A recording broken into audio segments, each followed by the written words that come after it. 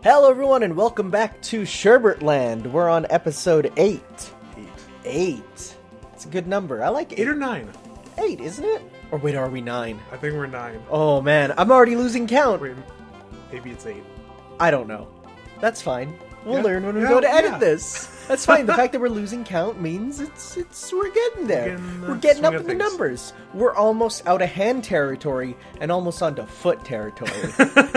Which I'm sure many people online will enjoy. Also, coincidentally, we're looking to improve the podcast. Oh, yes. We already sent out a new poll to see how far you guys actually listen in and see if we need to do some adjustments or keep things relatively the same. Because I don't think we need to add. I think we need to edit. Yes. Yeah. So I'm also working on getting it up on iTunes. I have a plan. Yeah. And that plan is going to be put into motion. And that plan is ask my dad to do it because he knows how. So, yeah, we're going to do that. So I've had people saying like, I won't listen to this if it's not on iTunes. And I'm like, well, that means I got to do that. Mind you, that was like a personal friend. So it's it's not a rando online because otherwise that'd be a little harsh. But, yeah. Oh man, so a little behind the scenes, you asked me to take a look at like how far people are watching it at the video, right? Yeah. And you have to get pretty deep into the analytics on YouTube for that. And it shows like at the 0-second mark, 100% of people who click on it. And then it's like at the 2-second mark, 75% have dropped off. By the 30-second mark, it's about 10%. It does go up sometimes. Because I think it talks about the end rate, if you will, because it might skip around. I don't know. It's weird, but like, it's weird. But like, so then I started looking at other YouTube videos, and like, pretty much they're all like the first minute and a half people are watching, and then after that, and it's like, doesn't that say something about like the state of YouTube, where like people will click on like an hour-long video and watch a minute, you know, like, oh, YouTube. YouTube. Good thing I'm not a creator. Yeah, good thing you're not a content creator, because it's not worth it to, full-time Twitch streamer, I can see that. Yeah. I like, after doing a little bit of Twitch stuff, the money exchange is much better. But, of course, for Twitch, it's tougher, because A, it's live, which not all of us have that. The reason I like doing YouTube is I can pretty much one day a week be like, no one's home. I can crank out a bunch of videos and then like upload them, once a day for a week. And then by the time, next time rolls around, then I'll be good.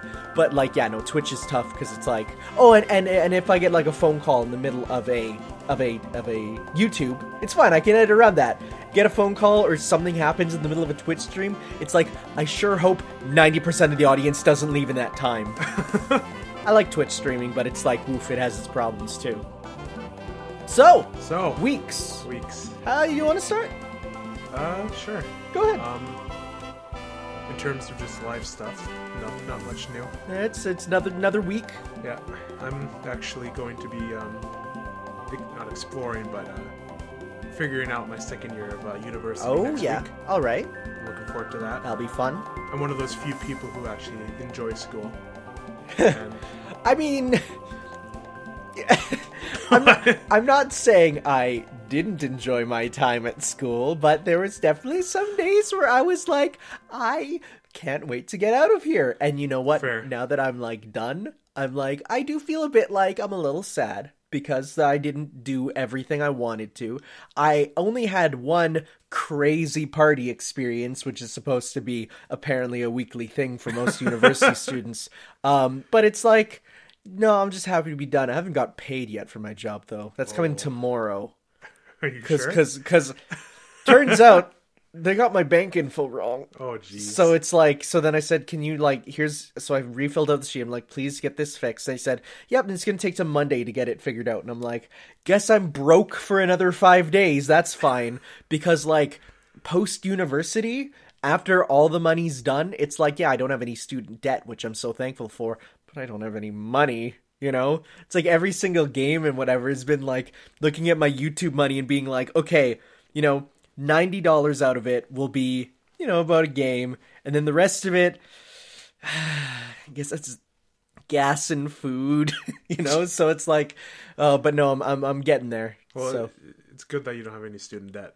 yeah, That's what I'm going to have. yeah, no, I'm lucky for that. Cause every summer I pretty much worked like 5 days a week, if not 6, doing that grind to get that. So, and other than the first 2 years, which I paid for half, the rest of it I paid all myself. So that's pretty dope. But yeah, it was not fun, but I'm happy to be out. Go on. I dug into your week and I apologize. No, it's okay. It's okay.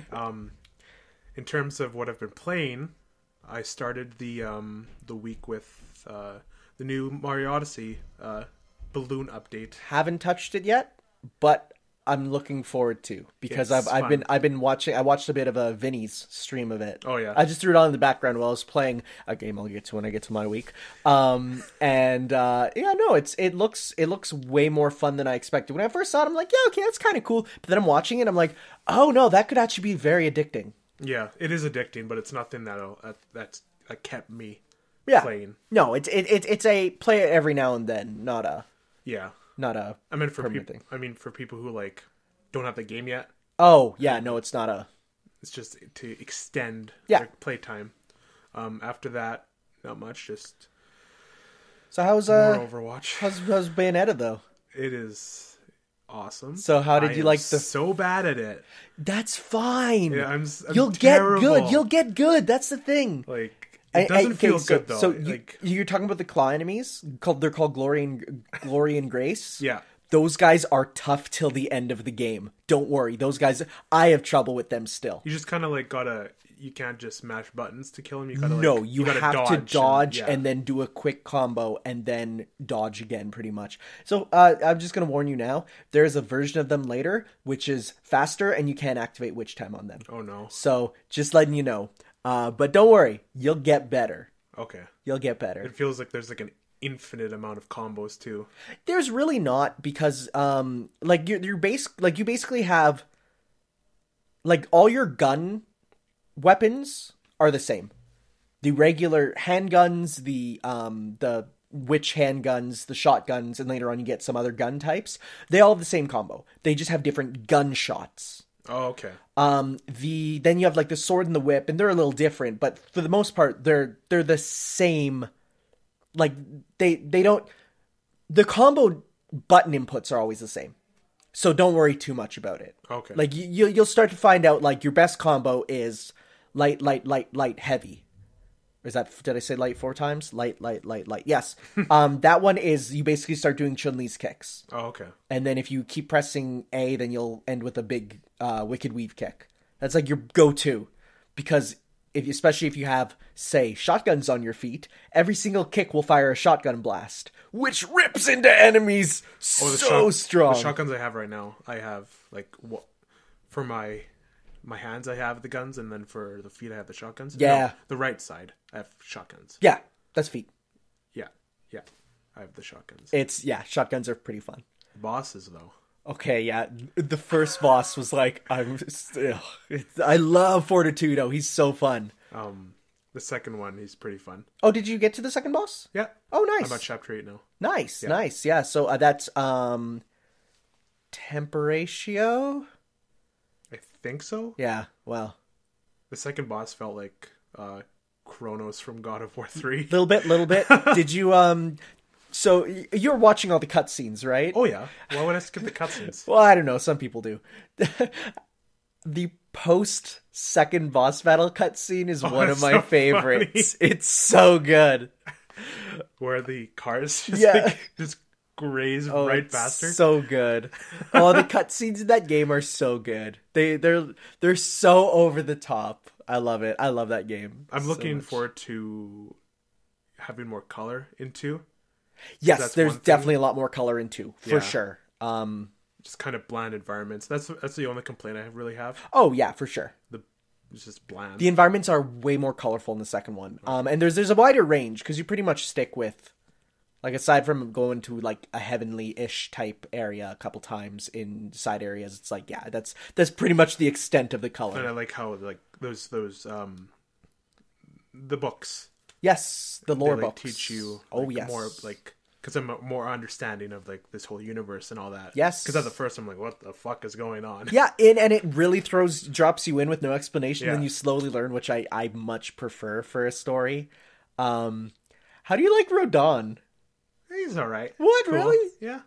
I mean, like, I knew about him before, Oh, so he fair didn't really enough, yeah. surprise Fair me. enough. But I just like how you walk in there and all the stuff he says every time you walk in is like some dank reference where he's like, I'm playing a game where you gotta sprinkle some magic powder on a chicken. And that's actually a reference to Kamiya's favorite game of all time, A Link to the Past.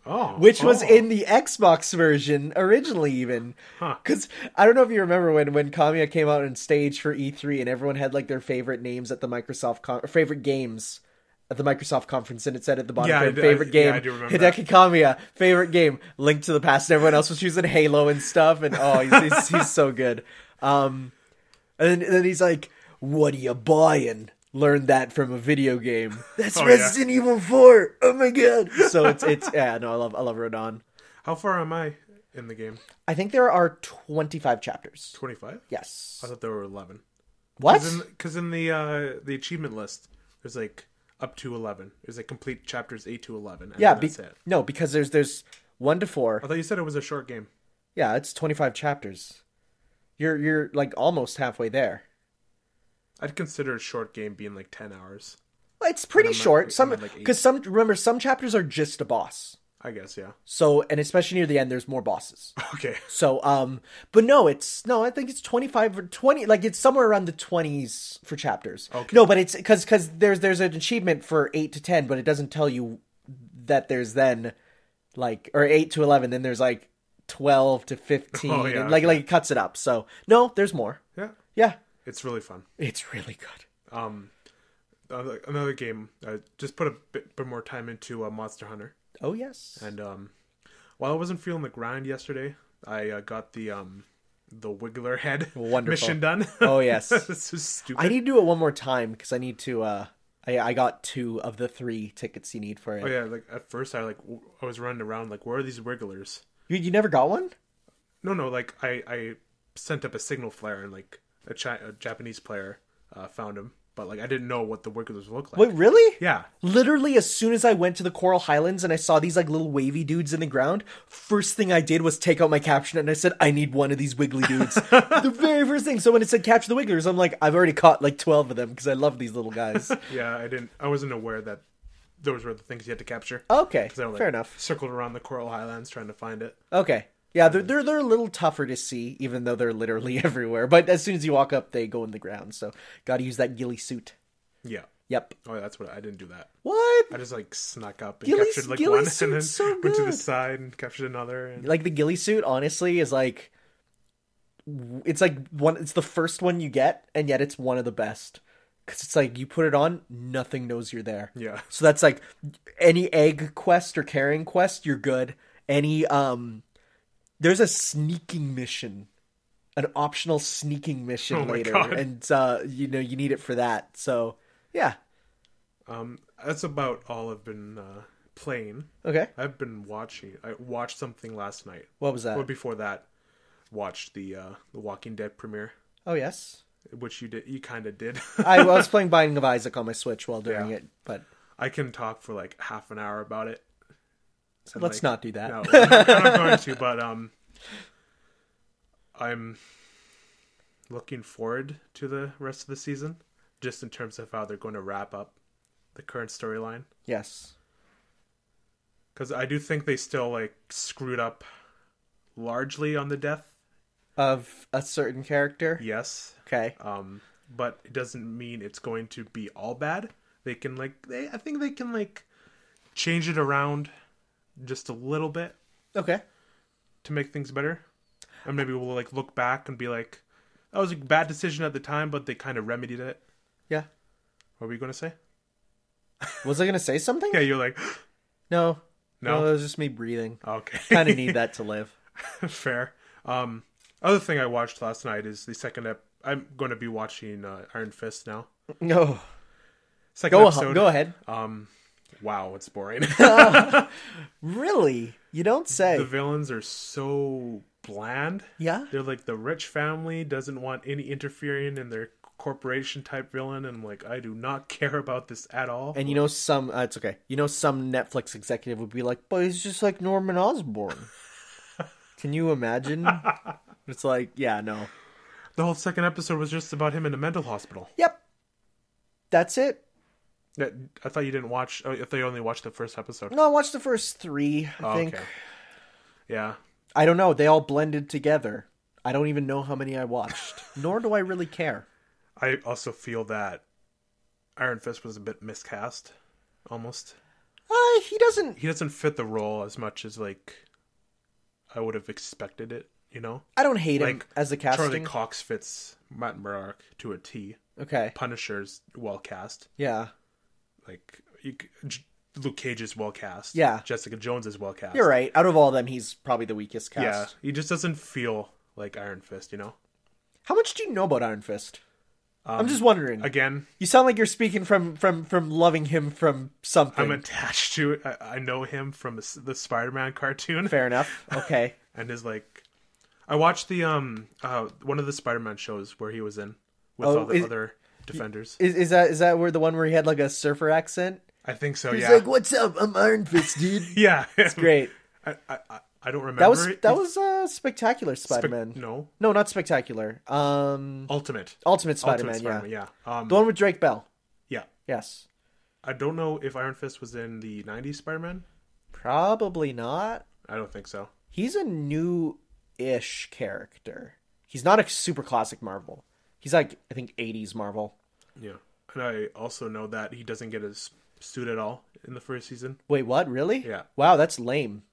Well, I mean, Daredevil didn't get his suit in the first season, but but Daredevil at least had a comic suit, because he had that suit in the comics, right? But ever since day one, Iron Fist was had the green and yellow. Green and yellow. There's some accents of the show that have green and yellow. Even not the big dumb yellow bandana part, because he sometimes just wears a green vest and has his blonde, has his hair out, right? Yeah. So I don't know. I don't care. I mean, I love the MCU and I want to see everything of it except Inhumans. Oh, don't watch Inhumans. I did. Oh my god. I watched about 75% of it, and I couldn't even bear to watch the last part. Oh my god. It was the worst. I'm just gonna move. Why are you moving? It's fine. Because on the thing here, it's my voice is so tiny on. It's because you need to project. You've had years. You need to practice. Speak from the diaphragm. I barely talked in high school. That's true. That's true. I didn't even know you for most of high school, but that's true. Yeah. How about your week? Okay. So, I had to watch the movie Sing 7 times. The first half hour of it, 7 times. Because I didn't volunteer, that'd be bad. I substitute taught at an elementary school, and that day it was, you have to teach the grade 6s some handbell stuff in the morning, and that went fine. I'm not even musical, but that went perfectly. I was able to keep the rhythm, and they played along awesome. And then it's then the rest of the day is grade 1s and 2s. You can't really do anything with them, so I want you to put on a movie, and it'll be their choice. There was 7 movies to choose from. They all picked Sing? They all picked Sing, except for the last one who picked Moana. Oh, yeah. Which I like Moana, so that's good. But, oh my god. Why did they all pick Sing? Because there's a song about butts in it and they all laugh. There's a fart, the genuine funny jokes, they don't laugh at. The fart jokes, and when the minions appear, they go nuts. They're like, oh, it's minions. Oh, it's a farting bison. And I'm like, what have we done to deserve this? And that's the team that's making the Mario movie. Boy, geez, oh, geez, gosh, I'm excited for that. What else? I did go see Black Panther again.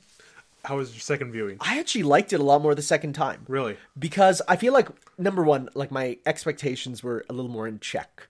I had so many people hyping up Black Panther when I went to see it the first time that I almost felt like the amount of people saying it's the best MCU movie, it's everything about it is flawless. You know, it's definitely not flawless. It's definitely not flawless. But I had so many people hyping it up that when I got to it, I'm like, no, it's a good movie, but it's not that, right? Like I didn't come out of it feeling like Guardians of the Galaxy 1 where I'm like, that was awesome. You know, I came out of it like I enjoyed that. And especially like I love, even the second time, the credit sequence is my favorite MCU credit sequence. Like the animations and all that? The animations and the music and it's like the purple style and like going through all the characters. It's so good.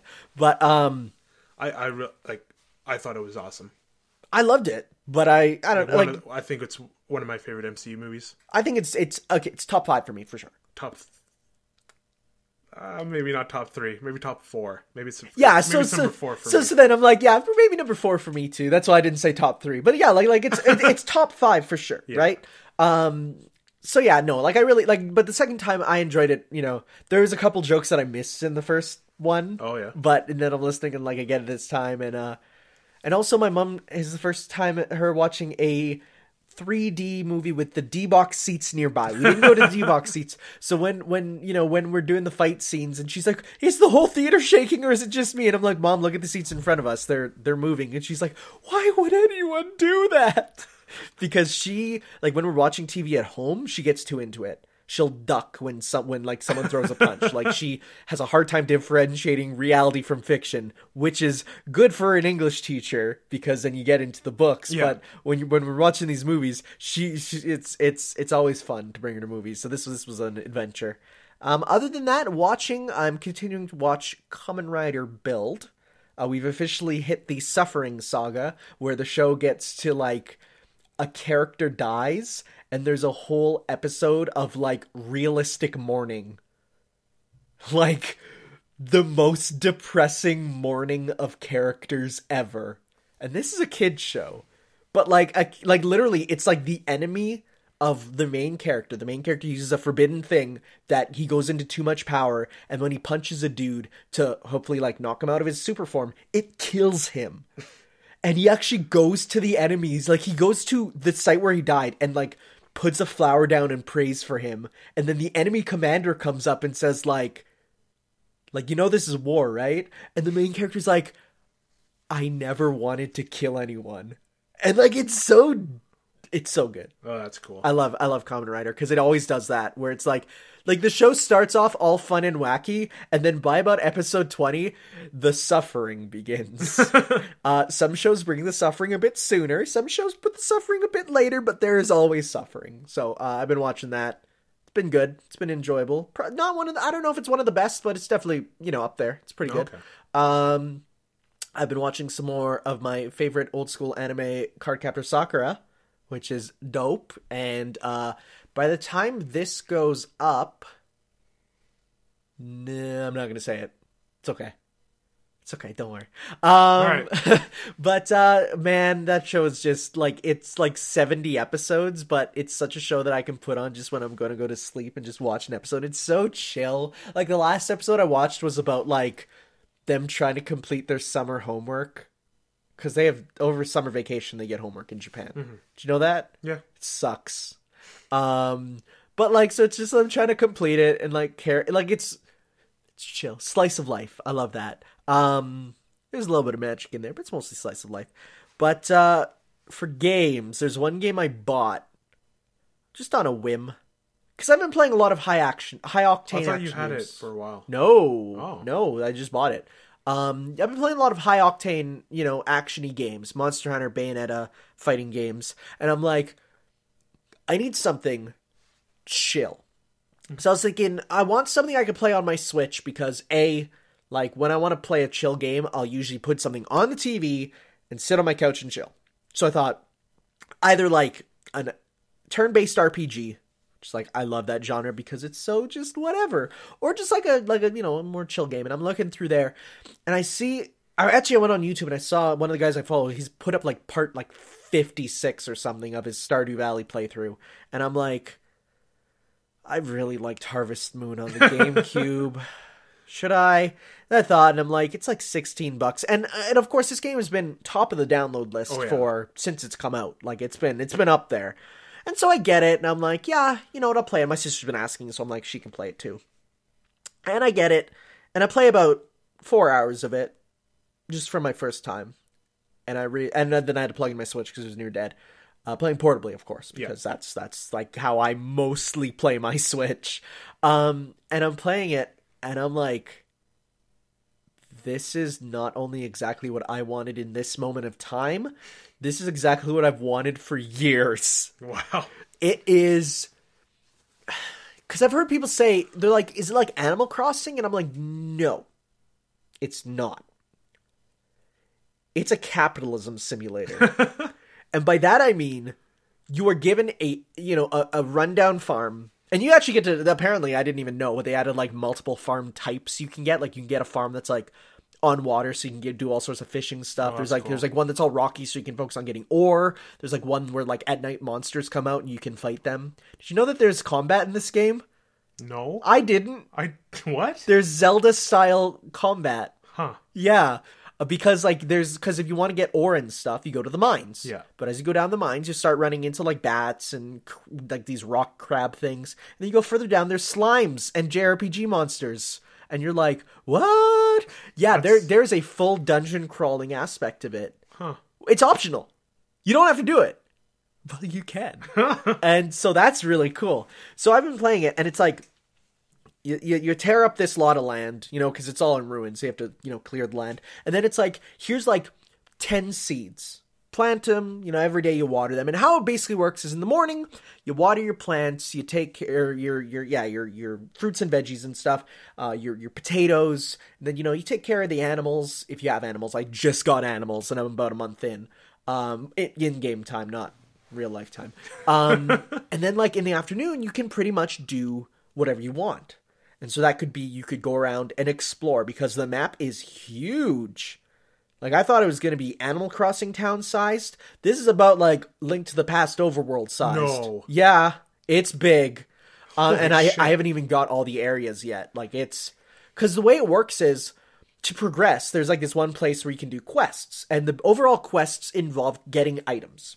And so, for example, they'll show a list of... they're called bundles. Here is the spring foraging bundle. So here's 4 items you need to get, which you can forage in spring, because it's on a monthly cycle. Every month is a season, pretty much. That's how they expedite it. So there's like 4 months. It's spring, summer, winter, fall, right? Not in that order, because I said them wrong. But once you hand those all in, new quests, new stuff unlocks. And... already the game feels so huge, and I apparently haven't even scratched the surface yet. The social life aspect is not what I expected. It pretty much comes down to, once you can talk, in a weird twist, you can talk to people about once a day. Like, you can press A on them, you can talk to them, and then they will not talk to you again until the next day. You can give gifts, so anything you make or forage or find, you can give as gifts. There was a kid who, it was his birthday, and if you give items on the birthday, then like the amount that the affection that gets raised gets boosted. I gave him a rock for his birthday. He hated it, but I did that. But like, you can give gifts like 2 times a week, once a day. So it's not a socialism, like not socialism, but socializing simulator. No, but it's capitalism. Oh, okay. That said, there are things where it's like, you're given a moral dilemma. Do you support the small town store? Because that's where you can get a lot of stuff, at a decent price. Or you could go up to the big, not Walmart, and buy from there. But if you buy a certain amount, then you have to buy a membership. If you buy a membership, then the mayor says if one more membership gets sold, I'm tearing down the old community center. It sounds really deep. It's deep. I didn't think it was that deep. It is so good. See, I have the game. I got it in Christmas. Haven't touched it yet. But boy, you gotta play it. Like, the only thing you gotta remember is like, so I mean, I played Harvest Moon on the GameCube as a kid. I played it wrong. despite it being a farming game, I never planted anything because I decided that's boring. I don't want to water stuff every morning. So I decided to just play that game with like getting chickens, getting their eggs, milking a cow, and then going and like finding stuff and selling it. That was the wrong thing to do. Don't do that. Because your best income is to... So, you know those 10 seeds I said? Then, you know, you water them, you get them, and these were given to you for free. Then, you know, you pick them all once they're done, and you go and you have a box on your farm, which is literally like your export box. You put stuff in there, and it's sold the next morning, immediately. Mm-hmm. No worries. You don't even have to take it to town. Put it in there, it's gone. There's been times where then, you know, you sell those 10, and you get enough money to buy 20 seeds. Then you sell all those. Then you get enough money to buy 50 seeds. And then buy, like... But the thing you gotta watch is seasons are only 28 days long. At least spring is. I don't know if the summer is gonna be. But because it's only 28 days long, you gotta look for how long something takes to grow. So like as soon as it becomes summer, if you have a spring crop, it's gonna die. Oh, okay. So you gotta watch for that. But otherwise, it's like the way it works is you can just grow and grow and grow, and you see your money grow, you see your farm grow. There's a level up system where the more you do something, the better you get at it. Dude, this game is deep. It deserves to be in the top 10 forever. And it's getting a huge update soon. Yeah. With both local and online multiplayer, which will be insane. And it's also getting another story section involving going out on a boat to an island. So we'll see what that is. That's cool. It's really good. I can't believe I've waited this long to jump on the train because it's really good. I feel the same way about Bayonetta. Yeah, it's good. All right. Other than that, yeah, I played a bit of Bayonetta. Not too much, because I mean, I played it through like multiple times already, so I'm like, whatever. Continuing Digimon, the episode I have of my Let's Play going up tomorrow, because... No, that one didn't get blocked. It's another video. No, the one going up tomorrow is the most screwed up thing I've seen in a game for kids ever. You talked about this. And because this is going up tomorrow, I can say it now and tell you because you're not going to watch the video, and that's fine. So basically, you get a case from a teacher because it's called Cyber Sleuth because you're like a detective and you're solving mysteries. Right? And you get a call from a teacher, and the teacher's like, "Look, all 40 kids in this class have cheated on their test. Can you, like, find out how they're doing it and stop it? Like, we have a test today. Stop it somehow." And so, you go there and you learn that, like, you find all the kids, where they're all at. And it turns out that one of the guys, his dad works on the black market and got them all these little eyepieces that, when used, one person can basically write in all the answers for all of them at the same time, right? And so they get this one kid who's been bullied all his life to be the one to write the exam for all of them. But here's the thing. They don't know how it works. This kid who's doing it realizes, oh wait, I'm actually like hacking into all of their bodies at once and writing the test simultaneously. And then the teacher even says he differentiates the questions for each student. The student then multitasks and has all the students. He's controlling them all with his body. Write different answers. Like all 40 students, right? So you go to solve the case. And, you know, your partner's there, and he's like, don't worry, I got a solution for this. So then, next day comes, it's another exam. And the one student says, I'm fed up with this. That's it. I don't know if you know this. I have control of all your bodies right now. And so all the students, and they're like in like VR world right now, pretty much, right? Okay. Like they can't control their bodies. They're looking at the outside at their bodies on a monitor, right? And he's like, that's it? You've bullied me all my life? I have control of your bodies like gosh dang puppets? And then they all take out knives. And they kill the teacher. What? And then you just see first-person footage of all these students walking up to the roof. And then the student who's bullied goes, all right, let's start with the first one who bullied me. Jumps off the roof. All right, 3 of you. Jumps off the roof. Let's go 10 at a time. Jumps off the roof. And all these students, because they're in the cyber world, they're watching their bodies get killed. And so they can't log off back to their own bodies. And they're dead in the real world. And, like, there's blood on the screen. There's, like, screaming. What's this game rated? This game's rated T. So still. But it's Digimon. Like, this is a Pokemon equivalent. So it turns out, though, that it's called hacker's memory because one of the characters has the ability to steal people's like memory because memory's digitized on cyberspace. So then he uses his fantasy and uploads it as a video feed. So it's not actually happening, but he fantasized about it. And they're playing it back, and that was what he was planning to do. But thankfully, the main character unplugs the Wi-Fi cable from where they're at before it happens, and so they're not on the network, you can't control them. But, like, it shows what would have happened if he succeeded, and it's the most crazy thing I've ever seen in a game for kids. Now, mind you, this is the second game. The first one had a Digimon who, in, like, the virtual world, would turn hot boys into statues and have them be their sex slaves for life. This is Digimon. That's weird. It's weird. It's really good though. And so my video's going up tomorrow of my reaction because I'm watching and I'm like, man, you can make them do crazy stuff. And then it's like, and then I read, and then they all take out knives and I'm like, that's exactly what I was thinking. And then I'm like, what is this Danganronpa? And then they jump and the blood is pink because it's a censorship thing. Any red blood in a game makes it M in Japan, right? Okay. So they use pink blood to make it teen because I don't know. But Danganronpa, they use pink blood and I'm like, this is literally Danganronpa. So it was, holy crap, that game is good. That game is, again, like my favorite RPG on the PS4. And no one talks about this series, but it's like you play and you're like, this is Digimon. This is the show I watched as a kid. This is a game still probably targeted at a youth audience. This is weird. So it's good. All right. That's about it.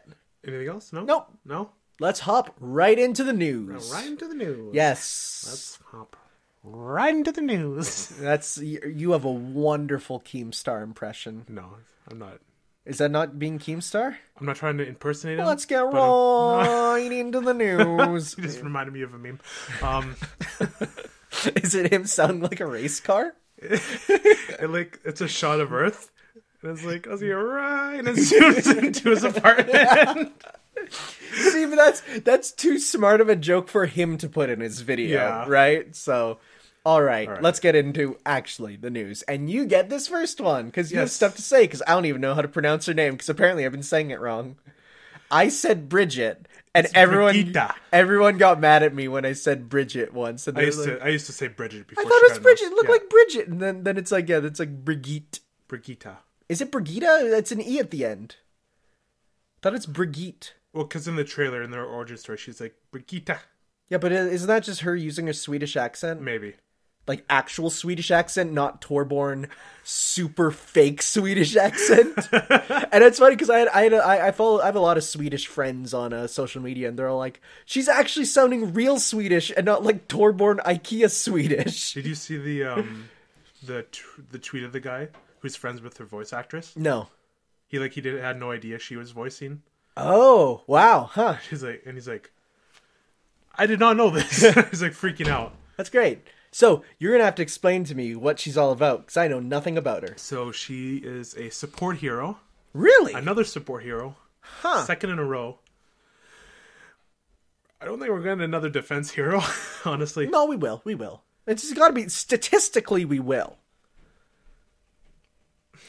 Okay, but what does she do? Because I don't even know what she does. Alright, so she's basically a Reinhardt, but support. She has like a small shield. Okay. Much smaller than Reinhardt's. She can shield bash. Okay. And stun people who get hit. So like good against Genjis and Tracers, thank God. Her main weapon is a whip, kind of a hammer whip. Okay, yeah, I saw the hammer and I'm like, okay, okay. And one of her, I think, alts, her L2 is she whips it in front of her. Okay. And can knock people back. It does 30 damage. Okay. And her main one's just the animation's really weird. Well, because it's probably not complete. It's probably not complete, but it looks weird right now. Yeah. Her alt is Rally Cry. Basically, think of Lucio's sound, but it powers everyone up. Oh, so it's an AoE buff. Pretty much, yeah. Okay. Yeah. So that's the only thing of her that sounds support to me, though. Well, she's less of a healer and more of a support. Like, I think every hit she deals, people around her get armor. Oh, okay. Then there you go. That's why. Okay. That's the support. That's the support. That makes sense then. Yeah. And she also gets the armor. And during the ult, everyone gets armor too. Yeah. And it stays. Okay. It doesn't stop when the ult stops. All right. So, did you see the glitch that she can do? Nope. It got nerfed like right away. Yeah, of course. But, well, I'm sure it'll be removed. Probably, but if you hit like an angular, like a rock at an angle, or like some sort of like piece of machinery at an angle, she flies into the air, completely like negating like any like that's hilarious. Immobile she should be. Yeah, you just see her like flying everywhere, but now it's been reduced. She still goes flying, but like not like way less. Okay, I am looking forward to seeing her alts for her like costumes and stuff because I'm not the biggest fan of her design. I think it's a little generic. You see the tweet, or no, it was on Facebook. It compared it to the Lava Boy's costume. Oh God, that's not okay. I think there's a lot of fun that can be had with her. I mean, she is, she's a good-looking character, but she's not like if I saw a cosplayer of her, I'd second guess for a bit who she is because it's a little generic. At least it doesn't look like a paladin's character, like Moira does. Yeah, well, she's approaching paladins in my eyes. I don't think so. I think it's just approaching generic. I guess, yeah. Yeah, no, you're right. Moira looks paladins for sure. I'm used to her now. She's like but cemented into but her design. The thing in the origin trailer, at the end you watched the trailers? At the end they have like the character and the like, background. Yeah. With Brigitte. I have to get used to that now. It shows her like in Eichenwald. Yeah. But there's like a black van behind her. Okay. It's like not in the map. So it's like what is that? All that. So I'm the van is the next playable hero. I just want more story. Okay. It's like for the past year, it's all been Talon related, and I'm like, I just want something else out of this universe. Okay. Like I thought, like at the beginning, I'm like they were really like gaining momentum in story wise, like the Omnic Crisis and like what happened. Yeah. And, like, the Doomfist stuff and we're kind of due for a short. We got Rise and Shine in November, and it takes a while for them. Yeah, fair enough. Shorts. Fair enough. I just want, hopefully, the next event, which is like the lore event. Yeah, probably going to be. It's a lot of lore. Yep. I want this universe expanded even more. Okay. Sounds good. All right, next news story we have. Chrono Trigger is bad, and that makes me sad. So Chrono Trigger is one of my favorite games of all time. It is probably one of the most flawless RPGs you can make, where every single aspect of it is like so well done that you could go on and on about the design and the story and everything. Did you know I had the DS version? Yes. Yeah. Yes. I had a poster too of it. Yeah, it's a great game. Except on PC. Because they decided to get a third-party company to just port the mobile version. Why? Because Square Enix just, like, as much as we like to imagine them loving the art, they're still a big company. And in the end, there's people who work at the studio who just say, oh, look at the extended forecast. We could see that if we get this on PC, we'll make 1 million yen. It's like... Yeah. Yeah, it's like... So, but here's the thing. They did say, and especially, like... for this game in particular, which is one of the most beloved RPGs of all time, they did say, we're listening to feedback. We're going to look into it. So, people... How are they going to change it, though? They just have to put... So here's the thing. The way that all of the mobile games and all of the... like, the mobile games and Steam versions of all the Final Fantasies work is it is running a ROM. And then using the ROM then through basically a skin. Oh, okay. So literally, Final Fantasy 5 and 6 on Steam and mobile is the Game Boy Advance ROM running through something that makes it look worse. So all they have to do, and hackers have done this, is get rid of that top layer, scrape a bit of the crud off, and then you got a beautiful thing. So this is running because it has all the DS enhanced stuff. It has all the DS stuff there. You just gotta take rid of that layer of crap. Okay. So hackers have done it with the Steam and mobile Final Fantasies. This is running the exact same thing. So you just gotta they can do it. They can do it. So, but yeah, that's a disappointment. That game's really good, except don't get that version. So, speaking of Square Enix, we have a bunch of Square Enix stories because they're a huge company. There was a teaser trailer for Valkyrie Profile Lenneth in 2018. So Valkyrie Profile Lenneth is the PSP remake of Valkyrie Profile for PS1, a Square Enix RPG that would then go on to inspire Indivisible, the indie game, which is it's like a kind of a Metroidvania exploring game, but then you get in combat and it turns into almost like a fighting game for combat. Lenneth was the PSP remake, but they re-released the Lenneth trailer, and it says 2018 all over it, and we don't know why. So it's like, are they re-releasing Lenneth? Are they remaking the remake for modern consoles? We don't know, but that's kind of cool, because I actually really want to play Valkyrie Profile, because I'm super excited for Indivisible, and the main game it's based on is Valkyrie Profile, so it's like, I want to play it, but I don't have the means to, really, because it's not on PSN, it's the PSP, it's one of those, your boy Square Enix loves putting copyright songs in their games, which means you can't download them off of PSN onto Vitas. You gotta love that, Square Enix. You're so great. Just gotta put Gact into everything, don't you? Gact, the famous music singer who is the face of multiple Final Fantasy characters and sings the theme song because Gact wants to be in everything. He's not even that attractive. He's like 40 years old and is a pop star still. Okay. I think it's okay. I'm excited to see what this is. All right. Okay. And the last story for Square Enix. So they're adding in. Let's start with the less weird layer, the more normal layer. They're adding in Final Fantasy 15 clothing to Sims 4. So you'll be able to. Oh, really? Yeah. So you'll be able to dress up all the characters in your Sims. I didn't know that. Yes, I know. I didn't know that either until I read a story. Other side. So you'll be able to dress them up. They showed in Noctis, Prompto, That's cool. all of their outfits really, except I just got the Sims 4 too. So I think it's only on PC though. Ah. Fuck. So hey, it's because this is a cross promotion. We'll get to the other side, but they have Half-Life. That's the no. It's not. Okay, let me explain this. Okay, once we get to the other side, but that's the more normal side. Now, if you get Final Fantasy 15 on EA Origin, not Steam. Yeah. Steam gives you Half-Life. Get it on EA Origin. I can't even say this. I'm gonna throw up. I'm sorry. You play as the Sims. You can play as Alpaca Man. From The Sims and Alpaca Woman in Comrades. So you get two things for your character. And you also get the little diamond. I'm getting to that. You get two things. You get the Alpaca Man suit with both a male and female version, male for Noctis and male creative characters, female for the female character, as well as a plumb bob, which is the jewel on top of a active Sim's head as an accessory in Final Fantasy. You know what? Honestly, Half-Life, I got that. I was like, that makes sense. That's related to Steam. It's good.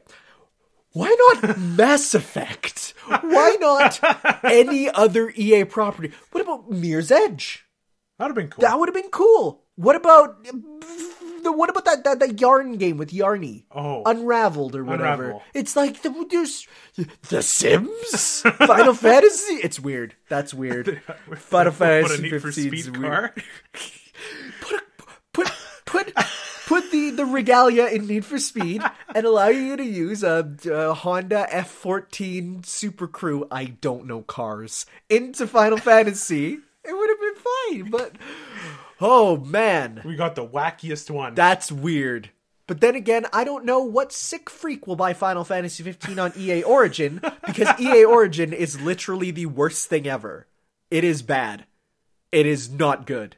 Imagine Steam, but 1,000,000 times worse, and only EA. I think you can also use some other like small company stuff, but it's pretty much only EA, because they don't want you using Steam. It's bad. Yeah. But, that's weird. what's cool. Yeah, I was going to say. Go ahead. The March PlayStation Plus games have been unveiled, going live this Tuesday, and they are some of the best. Easily. Yeah. You got Bloodborne. One of the best months. You got Ratchet and Clank Remake. You got... What's next? I don't know. That's it. Those are the I was going to say NAC, but that was this month. There was one more that was up for PS4 that was really good, but I don't remember. I just know those two. Well, yeah, but there's like 5 for PS4 this week, which is really cool. Yeah. But here's the thing, it's really good. Then there's a little footnote at the bottom. Before we get to that, have you played Bloodborne? No. Play it. Okay. It is incredible. I've seen people like it's one of Max's favorite games of all time. It's so amazing. Yeah, I will. Did you play Ratchet and Clank? Nope. Play it. Okay. It's really fun. Actually, I played other Ratchet and Clanks though. This remake's really good. Okay. Really good. So the next month for PSN marks a bit of a change. They're removing PS3, PSN, or PS Plus games. And was it Vita too? Yeah. Whew. And at first I was like, okay, then we'll get some more PS4. And it's been revealed that it's pretty much only going to be 2 PS Plus games. This is still a year away though, so. What? No, they say, I thought it was the next year. No, it's March 2019. Okay. Okay, then that's not too bad. I thought it was the month after. No. Okay. Yeah. Whew. We still have a year. Okay, that's not as bad then. But still, it's like, once it gets... I don't think it's that bad. It's not that bad, but all I'm going to say is it better be 2 good or PS4 3. games. Or 3. Well, I could definitely see them doing, big game, medium game, small game. Yeah. And keep that up. I think that's fine for PS4. Keep that up. Or, 2 big games, all right, but I definitely feel like I don't want to get, NBA 2K12 or 12.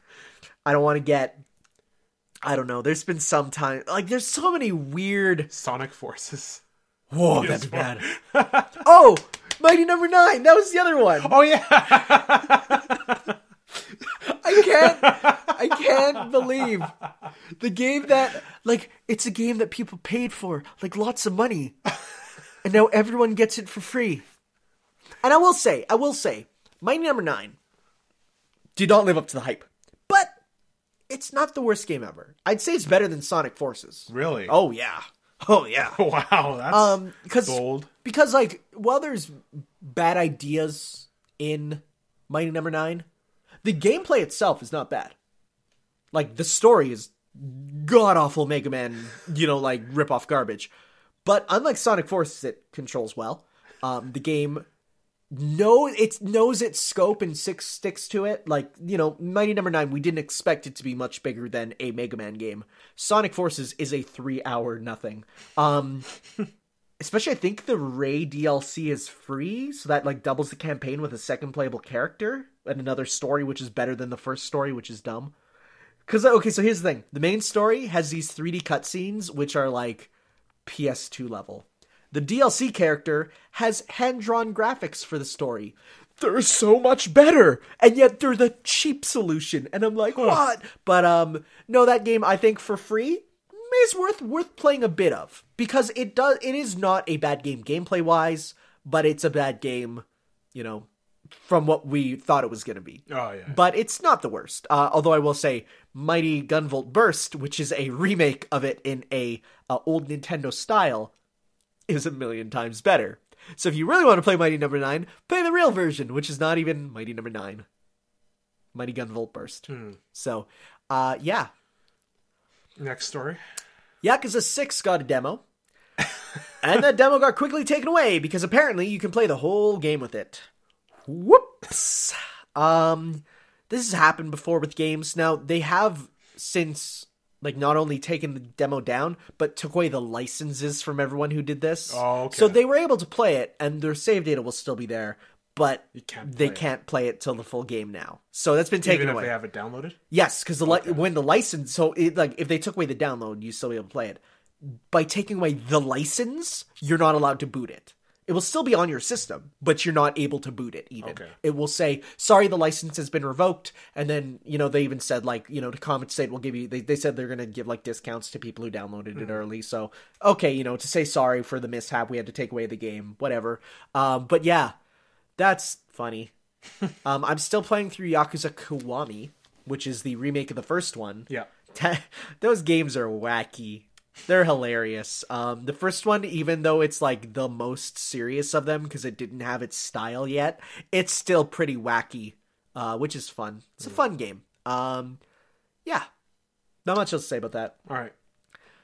Next up, there was 3 more characters for Fighting EX Layer announced, which is the Street Fighter EX game that does not involve Capcom in any way. Did I tell you about how Fighting EX Layer is like a Street Fighter game that's not Street Fighter? No. Okay, so you've seen Fighting EX Layer though, right? Yeah. It's the game with Skullomania. Oh, yeah, okay. So basically, during the PS1 era, Capcom got this company called Eureka to make a Street Fighter game for the PS1, which was, well, it was for arcades, but then for the PS1, called Street Fighter EX. It was a fully 3D Street Fighter with, like, side steps. It was like Tekken, pretty much. But the cast was half Street Fighter and half these original characters that Eureka made. So then, you know, they made EX 1, 2, and 3. By the time 3 came around, there's a lot of characters. A lot of Capcom, a lot of new ones. Then, once Eureka and Capcom parted ways, Eureka took the rights to those characters that they made. And then they made Fighting Layer, which is a game featuring some of those characters, but is not related to Street Fighter. Mm-hmm. And it was thought to be, okay, that's just like they're just there as like a spin-off sort of thing. But this is now like a remake. So it's called Fighting EX Layer because it's a mix of Street Fighter EX and Fighting Layer, so it's Fighting EX Layer. Oh, okay, yeah. So they announced 3 characters from Street Fighter EX that are going to be in it, including Blair, she's a girl, blue hair, Cracker Jack, who's a cool black guy who like plays pool while he fights, it's kind of dope, and Shadowgeist, who is the villain for Skullomania, who is a giant ripped skeleton man, and he's super cool. So that's cool. They also revealed how the game is going to be priced, which is the weirdest thing. Like, this game has a weird existence. It started as an April Fool's joke, and then they're like, just kidding, this is real. Just like that, the pricing convention for the game is weird. The game itself will be sold, the full version, the complete version, will be $60, and it will feature 12 characters, plus 1 character who was just going to be a skin, and they decided, okay, you know, because basically one of the characters turns evil in the game, so they said, okay, we'll put the non-evil version as a skin, and then they're like, okay, wait, no, let's pull it back, let's make them a separate character, right? Okay. It's kind of like a Ryu, evil Ryu sort of thing. So that's in the $60 version.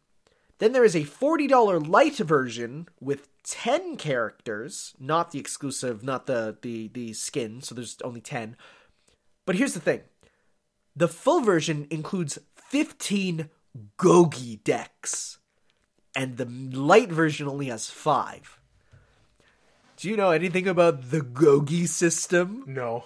Do you feel any emotions as I say the phrase, the Gogi system, in your soul? Because when I first heard those words, there was a spark in my chest of, oh, this is the garbage fighting game bullcrap I've been waiting for years. The Gogi system is basically when you fight, you get to equip 5 Gogis. Okay. Are you with me? You get 5 Gogis. Still here. And if you... So yeah, you just get 5 Gogis. And you put them all together into a Gogi deck, which you have in battle. So for example, if you have a Gogi that is like the Power Gogi, it will say, land 10 hits and this will activate. You land 10 hits and your Power Gogi will light up. And you will get an attack bonus. So basically they're gems from Street Fighter Cross Tekken, where fulfill a condition, something will happen. So you'll get power-ups, your moves will change, you'll get different stuff.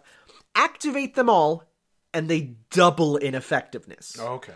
So for example, while you're fighting, you might say, I could do this big combo, but if it says do, 5... less than 10 hit combos in a match, and you activate your Gogi, you might want to pull back on that. So there are interesting things that change it up. So light version gives you 5 Gogi decks, each with 5 Gogi. Mm-hmm. I love the word Gogi. It's so good. Full version gives you 15 Gogi decks, each with 5, which you can then mix and match.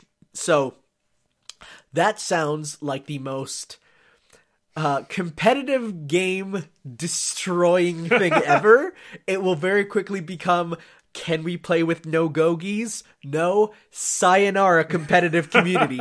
But so there's a phrase that is in Japan, which I feel like we in the West have to adopt. It's called kusoge. If a game is kusoge, it literally means shit game. This has been called the first kusoge fighter of 2018. Wow. Because, no, here's the thing. That's not a bad thing. It's not saying, like you wouldn't call shovelware kusoge. Because kusoge means there's a lovable level of jank. Oh, okay. Like a lovable jankiness, you know? Like, you know, have you ever played like a weird, obscure PS1 game? You're like, this is weird, but I kind of enjoy it. Like, that's kusoge. That's a weird jankiness. So it's looking to be not a Street Fighter, you know, trying to be, it looks like it's just trying to be a fun little spin-off, you know, fun little, because Eureka, they're not a big company at all. Mm-hmm. And no one knows where they're getting the funding for this from, because they don't do big stuff. But it's like, you know, people are looking at this and it's going to be a fun game, but it's not going to be a competitive game at all. But it's going to be a nice little thing. Having played it, it basically plays like Street Fighter, but with a little bit of jankiness, which is, but like a fun jank. Like things do weird stuff, which is fun. But I'm looking forward to it. I'll probably just get the light version because I don't need all the gogi, which is just fun to say. Okay, last story. You can take this one for the first part, and then I'll come in for the second half. Detroit Become Human has a release date of, I don't know. Me neither.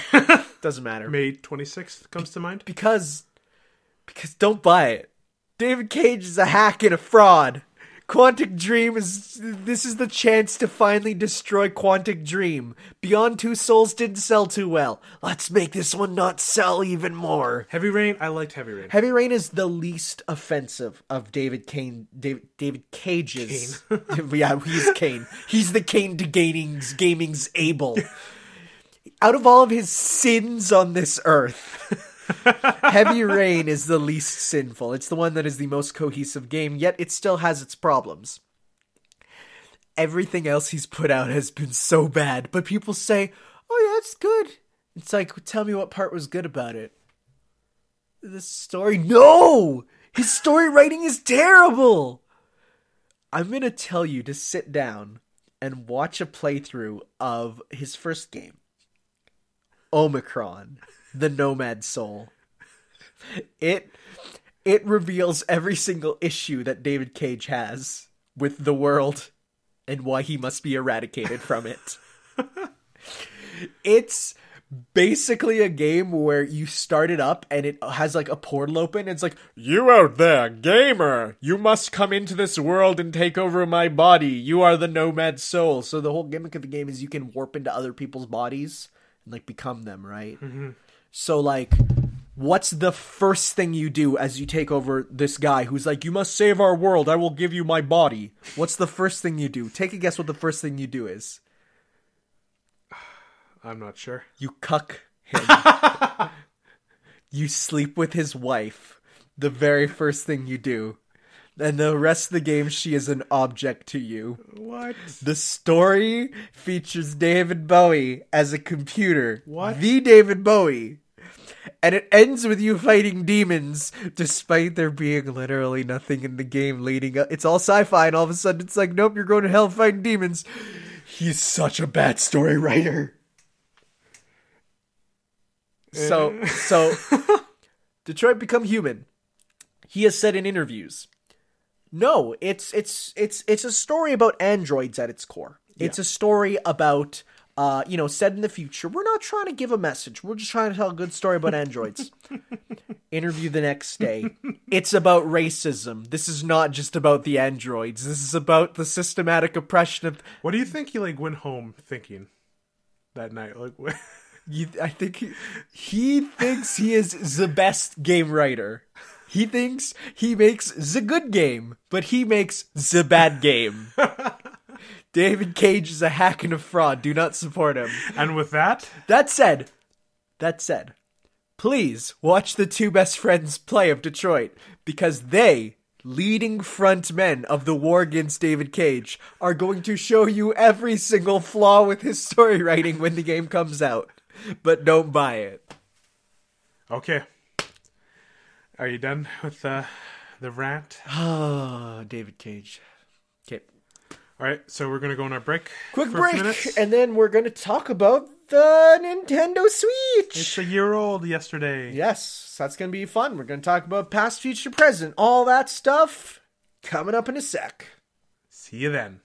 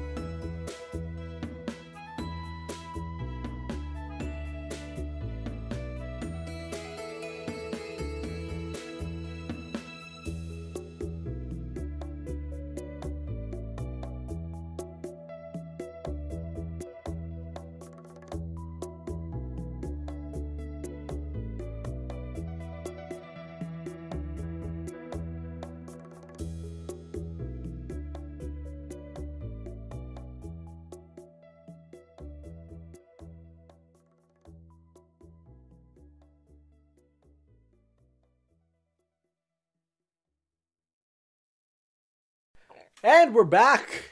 You know what else is back? Nintendo. From the brink That was my of the Wii U. Switch sound. I like how you're destroying the waveform on Audacity there. So the Switch had its 1-year anniversary yesterday for us. Yep. Which was... Oh, it didn't even feel like much of a year. But it's like, at the same time, it's weird because it feels like, wow, that was quick. And at the same time, wow, it's only been a year. Because there's been so many games. So many. There's been so many games. And they're all real, well, most of them are really good. I want to take from the top. I think this might be my favorite Nintendo console of all time. There's a few games that I feel have to be still brought to the system, which we'll get to when we talk about the future. I'm talking specifically hardware, I think. Oh, hardware-wise, this is... It is so versatile. Okay, I'm going to say the insides of it and what you can do with it, yes. I feel like the design is a little too modern. Really? I feel That's like... a weird... I feel like when I think Nintendo... Well, it's because you have the fucking Sonic Forces skins on it. No. Just take those off and you'll be fine. As in, I kind of wish it released with more... I wanted it GameCube purple. Because like when I think Nintendo console, my mind goes to the beauty of the GameCube in terms of the cubedness and the color, the purple and the white. I would have liked... I like the tablet design. I really do. No, the tablet's nice, but What are you complaining about then? I wish the tablet was GameCube purple or translucent atomic purple. I like purple for Nintendo change consoles. them yourself. I mean, I guess, but it doesn't come with it. It's like, Well, you never know. It might come. That said, I do love this console's design. It's really good. The only thing I would say is I kind of wish that the back little peg thing for when you put it up into desktop mode, I wish it was a little sturdier because that's why I have it's fallen down multiple accessory. times on me. But there's accessories. There you go. It's a really good accessory too. All right, at work. Well, I am not coming into your work to get an accessory, but big mistake. Let's talk about our memories with getting this like day one. Before day one, actually. Pre-day one. Remember when they went out for pre-order? Oh God! This was in the middle. This was like following the amiibo craze. So happy to get it pre-ordered, and that was even before I knew I'd have the money for it. So that was like the Switch was the first thing the Switch and everything that I got day one. So that's the Pro Controller, that's Zelda, and I think Bomberman I went out and bought while it was shipping because I didn't get it day one. But that was the first thing that I put on my credit card. Because I'm like, I'm never going to need a credit card. And then I realized, oh, wait, that's the only thing I can put $800 worth of stuff on at once and then slowly pay it off. Yeah. Right? So then I used my credit card for that. But yeah, that was the pre-order crisis was definitely a thing when I got it. When I got the confirmation on that, I was like, hallelujah. Well, did the pre-orders go up the night of that presentation in January? Not for Canada. It never happens. In the States it did. Remember, Canada only does it at one months before. Okay, well I remember because I was living at my aunt's for university at the time. Yeah. And I watched the presentation, and then I remember the morning of almost, or maybe I got it all jumbled up probably, but I don't remember. But when I saw that presentation of the Switch. What did you think of that presentation? Man, when I first saw initial impressions? Well, my first initial impressions were, boy, if this thing takes off, it's going to take off because it feels like it's doing everything the system needs to. My first thought was, this is the Wii U, but right. With the portability, with the, with the design, with the total rebrand. It's not the Wii 3. Yeah. It's the Switch. I was so happy that. But, no, everything about it, I was looking at it, I'm like, this can be really good. I was skeptical at first about the Joy-Cons, looking at them, thinking about their size, thinking about the compatibility of how they work with games, one has a pointer, one doesn't, and, wondering how it works, but, no, I've played through so many games on my Joy-Cons that they're awesome. Price wasn't a big thing for me since I was going to get it regardless. Yeah, no, I wasn't caring about the price, but... What would you... Did you think it was too No, expensive? no, not at all. No, No, especially not nowadays. I think it's a perfectly fair price. I think it still is. I thought it was day one, and I still think it is. A side note from it's not directly Switch related, but Breath of the Wild related. That you know this, but the trailer they debuted at the very end of the conference, Yeah. with Zelda, it literally made me cry. Yep. See, and it's weird because you get at me for crying at the end of movies, but the Zelda trailer. I've been waiting Fair enough. so long for that game, Fair enough. and I'm like, I have a fucking Master Sword on my wall. Yes, that's true. That's true. I think that's enough to say. Anyways, So let's fast forward again. Let's go to release day. So, of course, like, because we live in Canada and we order them off of Amazon, we didn't get them day one. I woke up 6 a.m. to pre-order it on Amazon. Yes. And I'm like, thank God I got it. I pre-ordered it, went back to bed, and then a few months later, EB Games was doing a trading thing right. where they boosted the hell out of Wii U games. So I got like Mario Maker for $60. Yeah. So I had I think I only had to pay $30 for the Switch. Lucky you. I managed to go to EB Games and like pre-order one. I'm like, oh yeah, we have one more left for pre-order.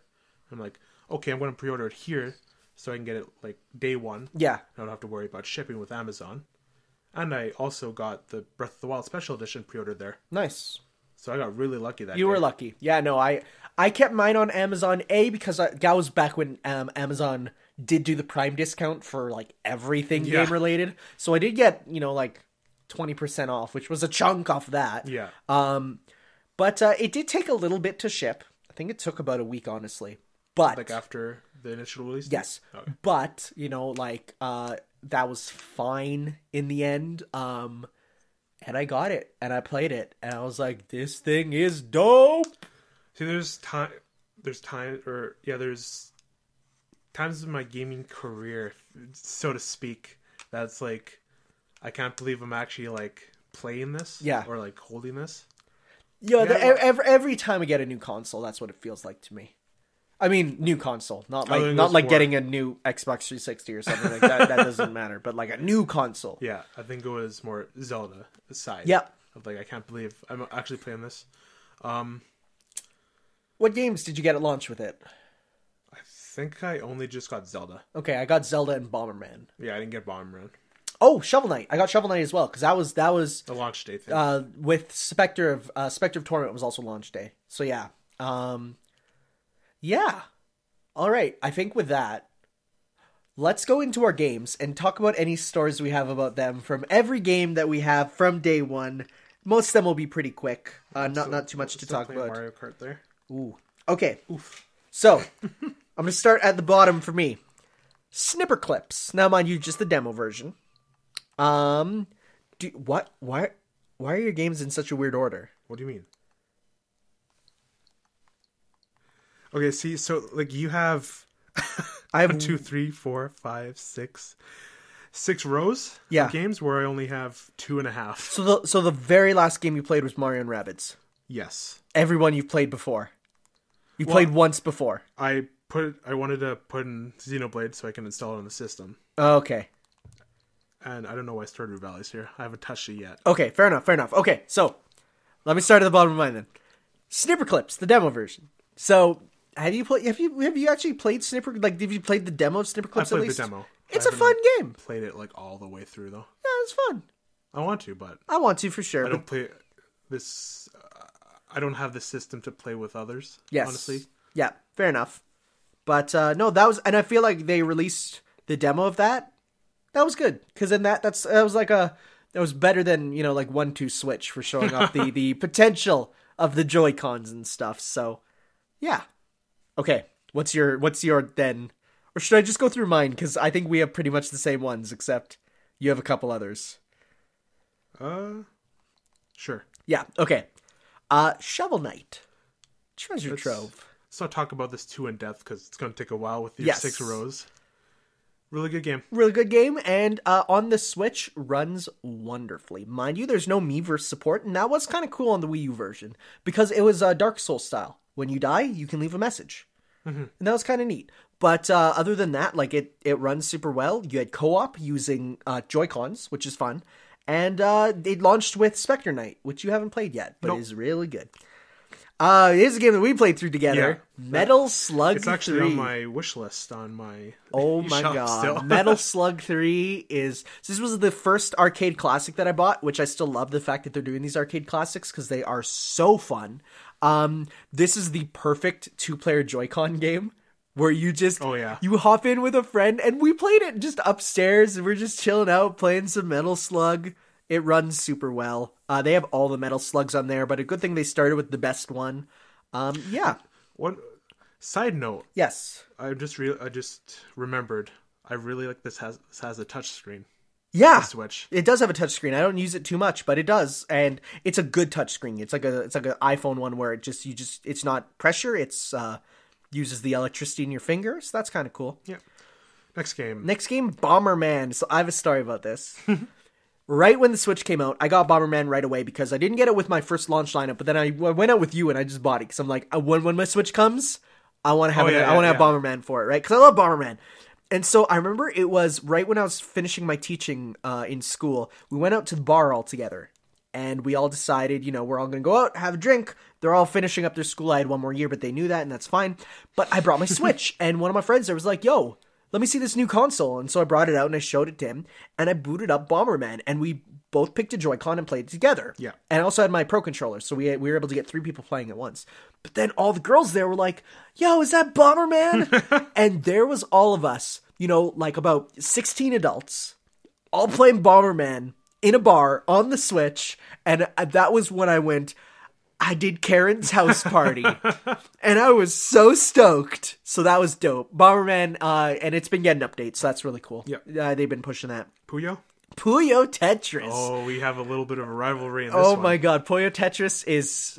we've had Puyo Tetris parties where we just bring friends together and we all play, and it gets so salty. I still want to buy this game, but I think it's still too expensive for $40.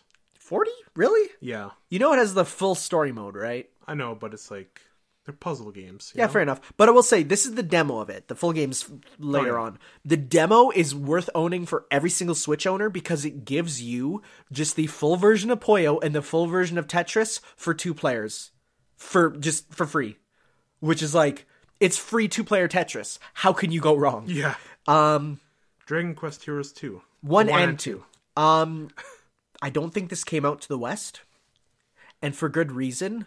This was the first game that I played on the Switch, and I was like, oh, there's going to be so many half-assed ports that can barely run the game. That's bad. I was so like, I need a Warriors game on the Switch, that I decided to try that out. Oh boy, that game runs like the hottest garbage I've ever seen. Is bad. It's a good thing it didn't come to the West. Next Neo Geo game? Galaxy Fight Universal Warriors. While this game has really cool characters, it is a bad fighting game. But it's a neat relic of the time. Basically, the stages endlessly scroll left and right. There's no end to them. So you could do a punch that will send the opponent like flying, and then your character chases after them. It's kind of neat, but it's pretty trashy. Honestly, underrated hit for the Switch. Blaster Master Zero. Blaster Master Zero is so good.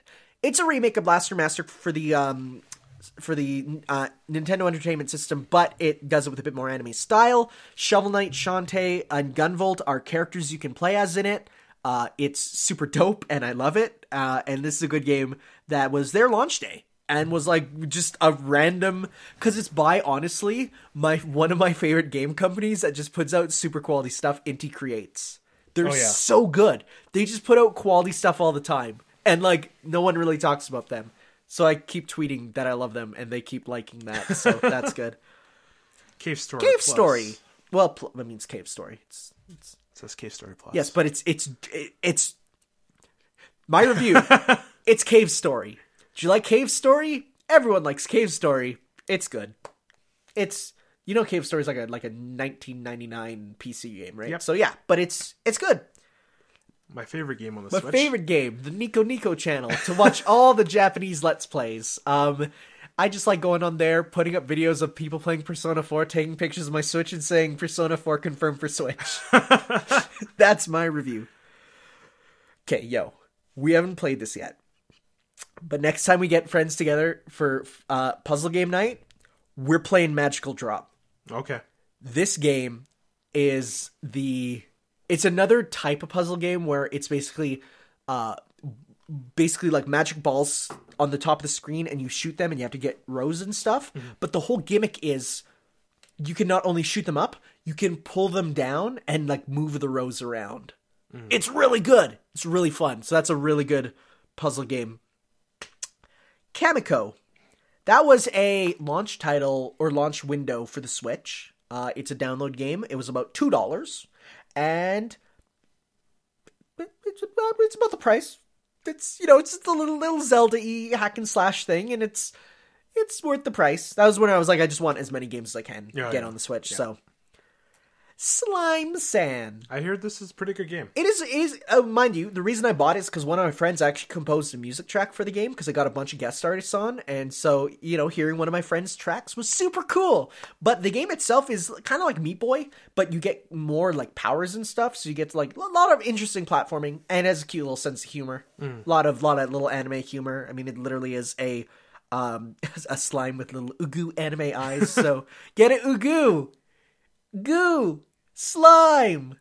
Ugu! Wonderful. Wonderful. Splatoon! I have not put in a lot of time in Splatoon 2. Me neither. But, I mean, it's Splatoon. It's wonderful. It's a good game. I wish, my Wi-Fi was better so I could play it more often. Yeah, no, my Wi-Fi down here sucks, but I'm lucky I can use my computer's plugged-in connection. It does work with my Switch base. I think it's just down to the individual brands of connectors, really. But it does work with mine, so I can play with wired connection, which is nice. I have to switch mine out, and it's just a huge hassle. Yeah, fair enough. But, single player is really good. Yep, single player is good.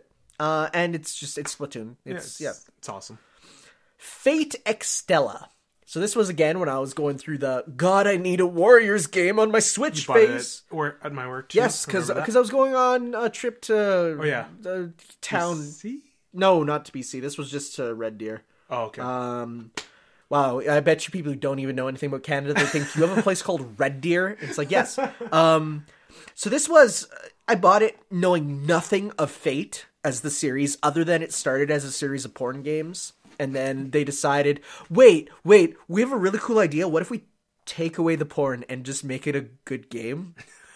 And now it's like a ridiculously popular series, even in the West. Yeah. So it's like just a Warriors-like fight, like Warriors-like game with a bit of dating sim-ish elements, where you basically bond with your, because you're like a master controlling these servants. You know that character right there? Yeah. Do you know what her name is? No. Nero Claudius. Do you know who Nero Claudius is? No. One of the emperors of Rome. Oh. Every character is the reincarnation of a famous world leader and or mythical figure. Huh.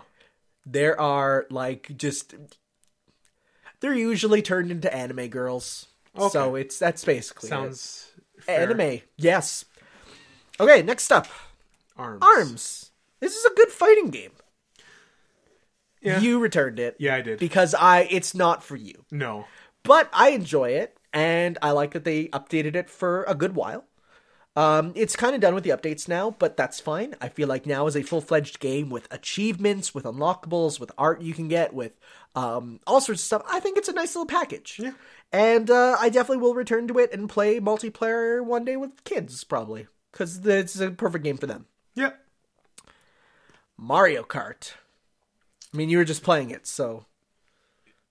I mean, it's a port, but it is a good port. But here's the thing. If a game is so good, you're willing to buy it again, it's still a really good game. It is the best Mario Kart ever made. 100%. I mean, mind you, the only reason I'll probably double dash just slightly more is entirely out of nostalgia. Oh, yeah. But, objectively, it is the best Mario Kart game.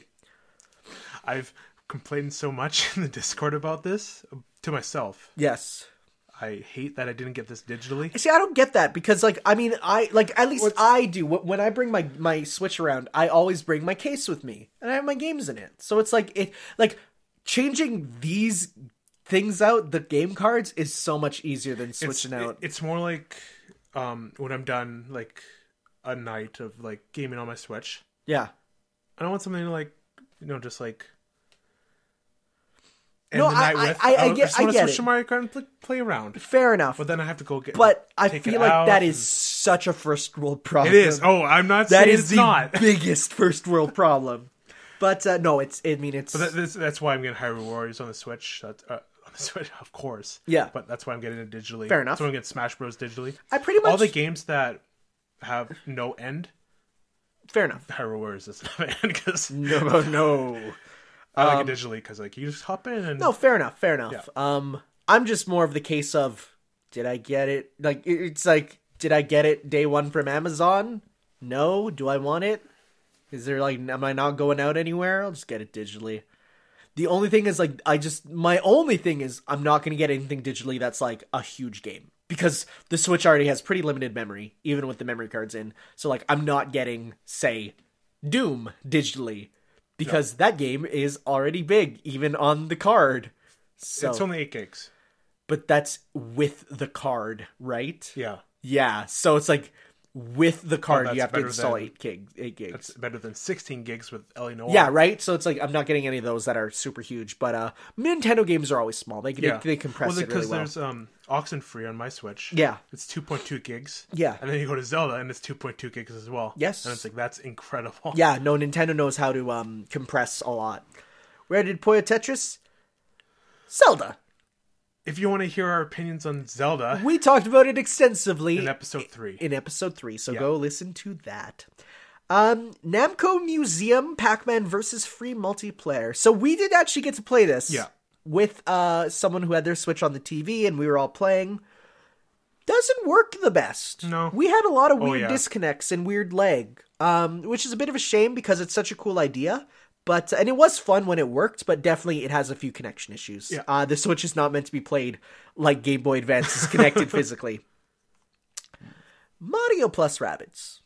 Solid game. Solid. Weird. And you know what I will say? Since I heard about this game, I've always been, that could work. And you know what? I was right. It does. I've never hated the Rabbids, though. I will say. I've always been... I've hated Minions. Oh, yeah, of course. But they're not the same. They're not. They've never been. I could definitely see the comparisons. No. They're super different.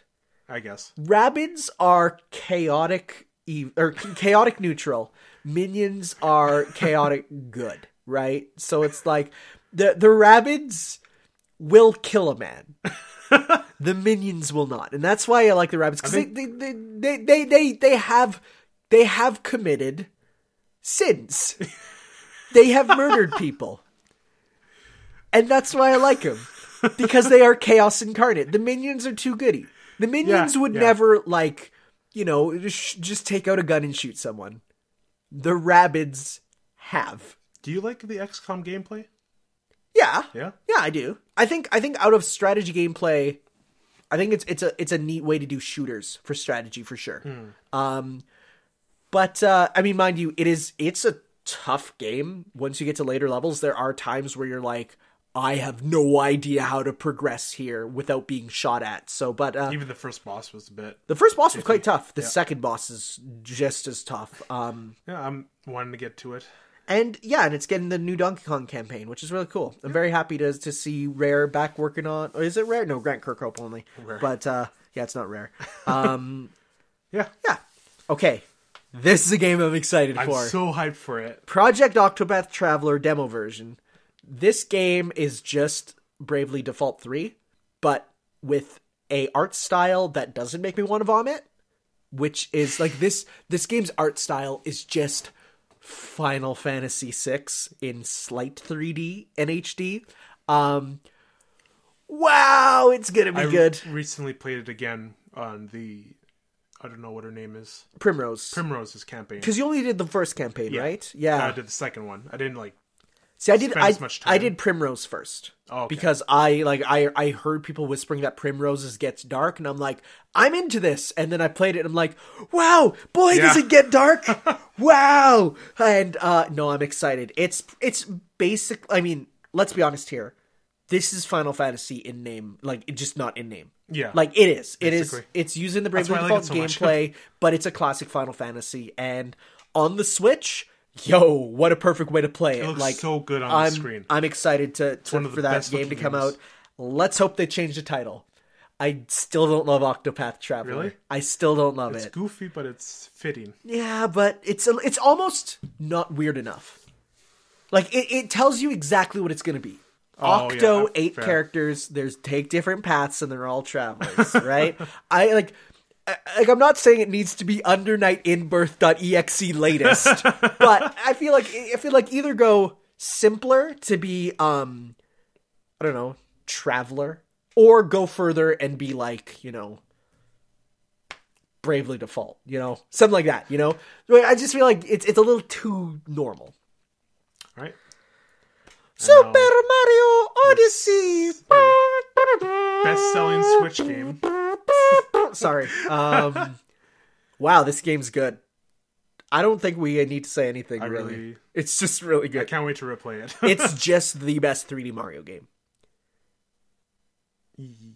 Really? Yes. You're thinking Yes. about this? Yes. It is. It combines everything good of all If it them. had a hub world, like 64 did, and Okay. Sunshine, But it'd be I perfect. almost excuse it because of how the worlds are. I guess, yeah. I like just because of how the worlds It's a are. globetrotting adventure. It's a globetrotting adventure, right? Like it wouldn't make sense Fair, to go fair. back to one point. I do like hub world. It's Eric literally you're going from in the story, you're going on a journey. Yeah. So I think that makes a lot of sense for how it's laid out, not being like that. I But know. I just love that they went back to the Mario open- 64 open style level. for sure. It's Yeah. been a while since we waited for that.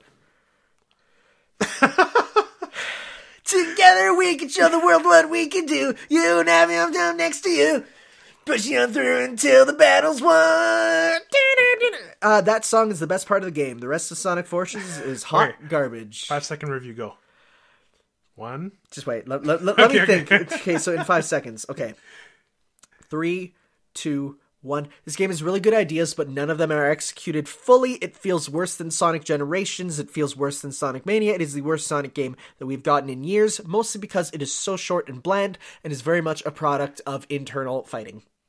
That's 10 seconds, but Whatever. Yeah, no, it's just a bad game. Don't get it. then why do you have the skins? It just makes no It's sense. a reminder of my sins, and actually, I just like it because it does let me identify the Switch as mine. Fair. If there's multiple people in the room, no one else will have this on. And until I go out and get some, say, like atomic purple Joy-Cons. Yeah, I'm still waiting for like those Joy-Cons that I really want. Yeah, until I get those, which I do want, I need more Joy-Cons because I mean I'll need them for other games in the future. Until then, this is what I'm living with. So, This is a game I want. Battle still. Chef Brigade. It's a lot of fun. It's a really neat combination of puzzle and brawler. Has a very wonderful art style. There is some clear cuts taken with some of the stuff, but because of how good the art is, you're almost okay with it. Like, for example, there's some frames of animation that are, like, there's less frames than there should be. Sometimes in cutscenes, you'll see characters in the background that are still, like, sketchy looking and not so much colored in fully.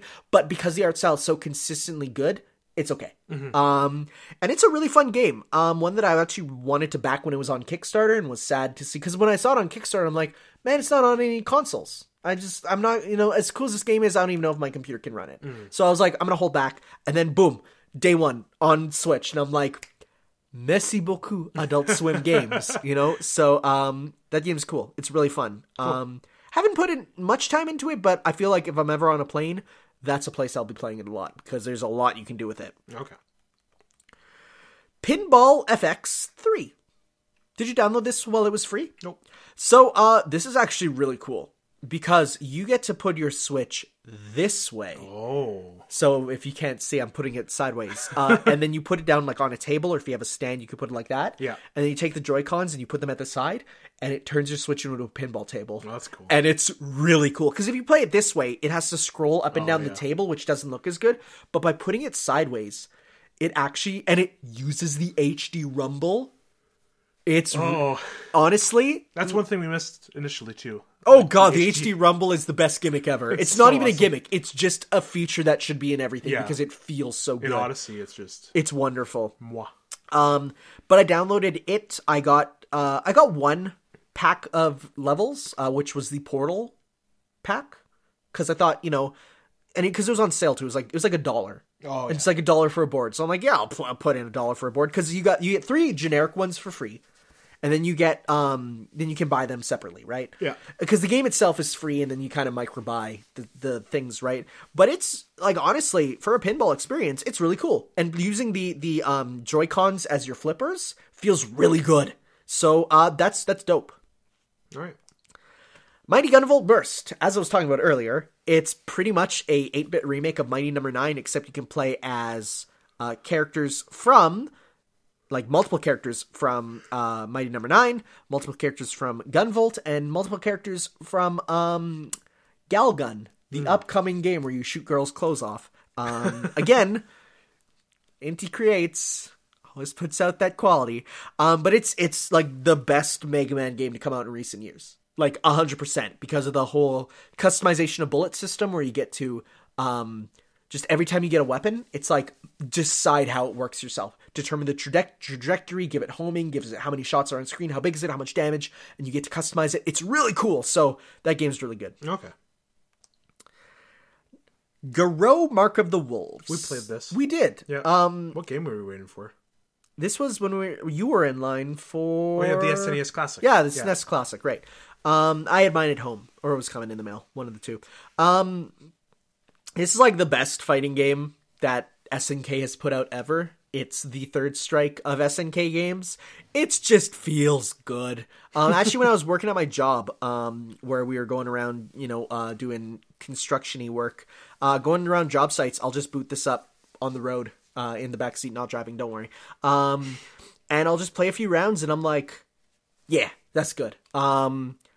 Just like a really good fighting game, and worth it if you want to get a good competitive fighter on your Switch. I don't know, not much to say. Like, when I say the words Garou, the responses are either what or hell yeah, Garou, because either you know or you don't, you know? Xenoblade Chronicles 2. You got it digitally? Yes. Okay. Because I couldn't find it anywhere. I went around looking. It was all sold out. Fair. Because it was like day one. And so, like, I really wanted it, but everywhere was sold out. So I have yet I didn't pre-order it. It's really good. It's definitely a game that I still need to, like, finish. I think I'm about halfway through. It's big. I much prefer it to the first Xenoblade, which is a controversial statement, but I feel like Xenoblade Chronicles 2 is, in pretty much every regard, like, the gameplay is better, the characters are so much more enjoyable. Now, mind you, some people don't like that a lot of them are just anime stereotypes, but here's the thing. Anime stereotypes have more personality than literal cardboard. Which honestly, like, Shulk aside, and, like, Rain is kind of funny, but, like, most of the characters in Xenoblade 1 are very, like, they take it too seriously. And they're very boring. This game's a lot more fun. And it's colorful, and the worlds are big. I've heard people say that playing it portably makes the performance so bad it's unplayable. I've literally never experienced that, because I play it almost exclusively portably, and it runs wonderfully. So I don't know, maybe there's a difference between the digital and physical versions or something, but, like, playing it digitally on portable, it runs amazingly. The only thing is the opening acts of it are a little difficult, because when you first get started, it's only your character, and enemies will team up on you, and you need the full party to really play it. And the system involving the core crystals is, because, like, you get the core crystals and you can use them to turn into your allies, right? Yeah. It is random. Oh, okay. So there's a bit, it almost feels like gacha systems, but the thing is you can't pay for them. You just have to get them in game, which leads to a lot of, God, I just need to get the last one. Come on. So that's a little annoying, but whatever. Monster Hunter Double Cross for Nintendo Switch. Japanese demo. Demo. That's a demo. But it's Monster Hunter Generations 2. It runs as perfect as you'd think it would. I do think we will get this one day. I hope so. Because Monster Hunter is so big right now. Why would they not? Like, they'll say, hey, you like Monster Hunter World? Play the Monster Hunter that started it all with Monster Hunter Generations, So I feel like they still probably want to, like, get the sales out for World. Yeah, they don't want to cannibalize World sales right now, but you'll see them, like, the next year or two. Yeah, because it takes like Monster Hunter 4 took like 4 years to come out here. Like they're big. They have a lot of story and a lot of text, right?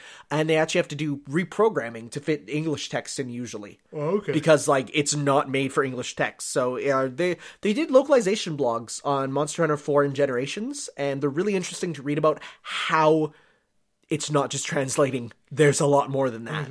So that's really cool. Dragon Ball Xenoverse 2. This just got a big update. This just got the final set of characters, the last mode, and all that sort of stuff. It's not a fighting game.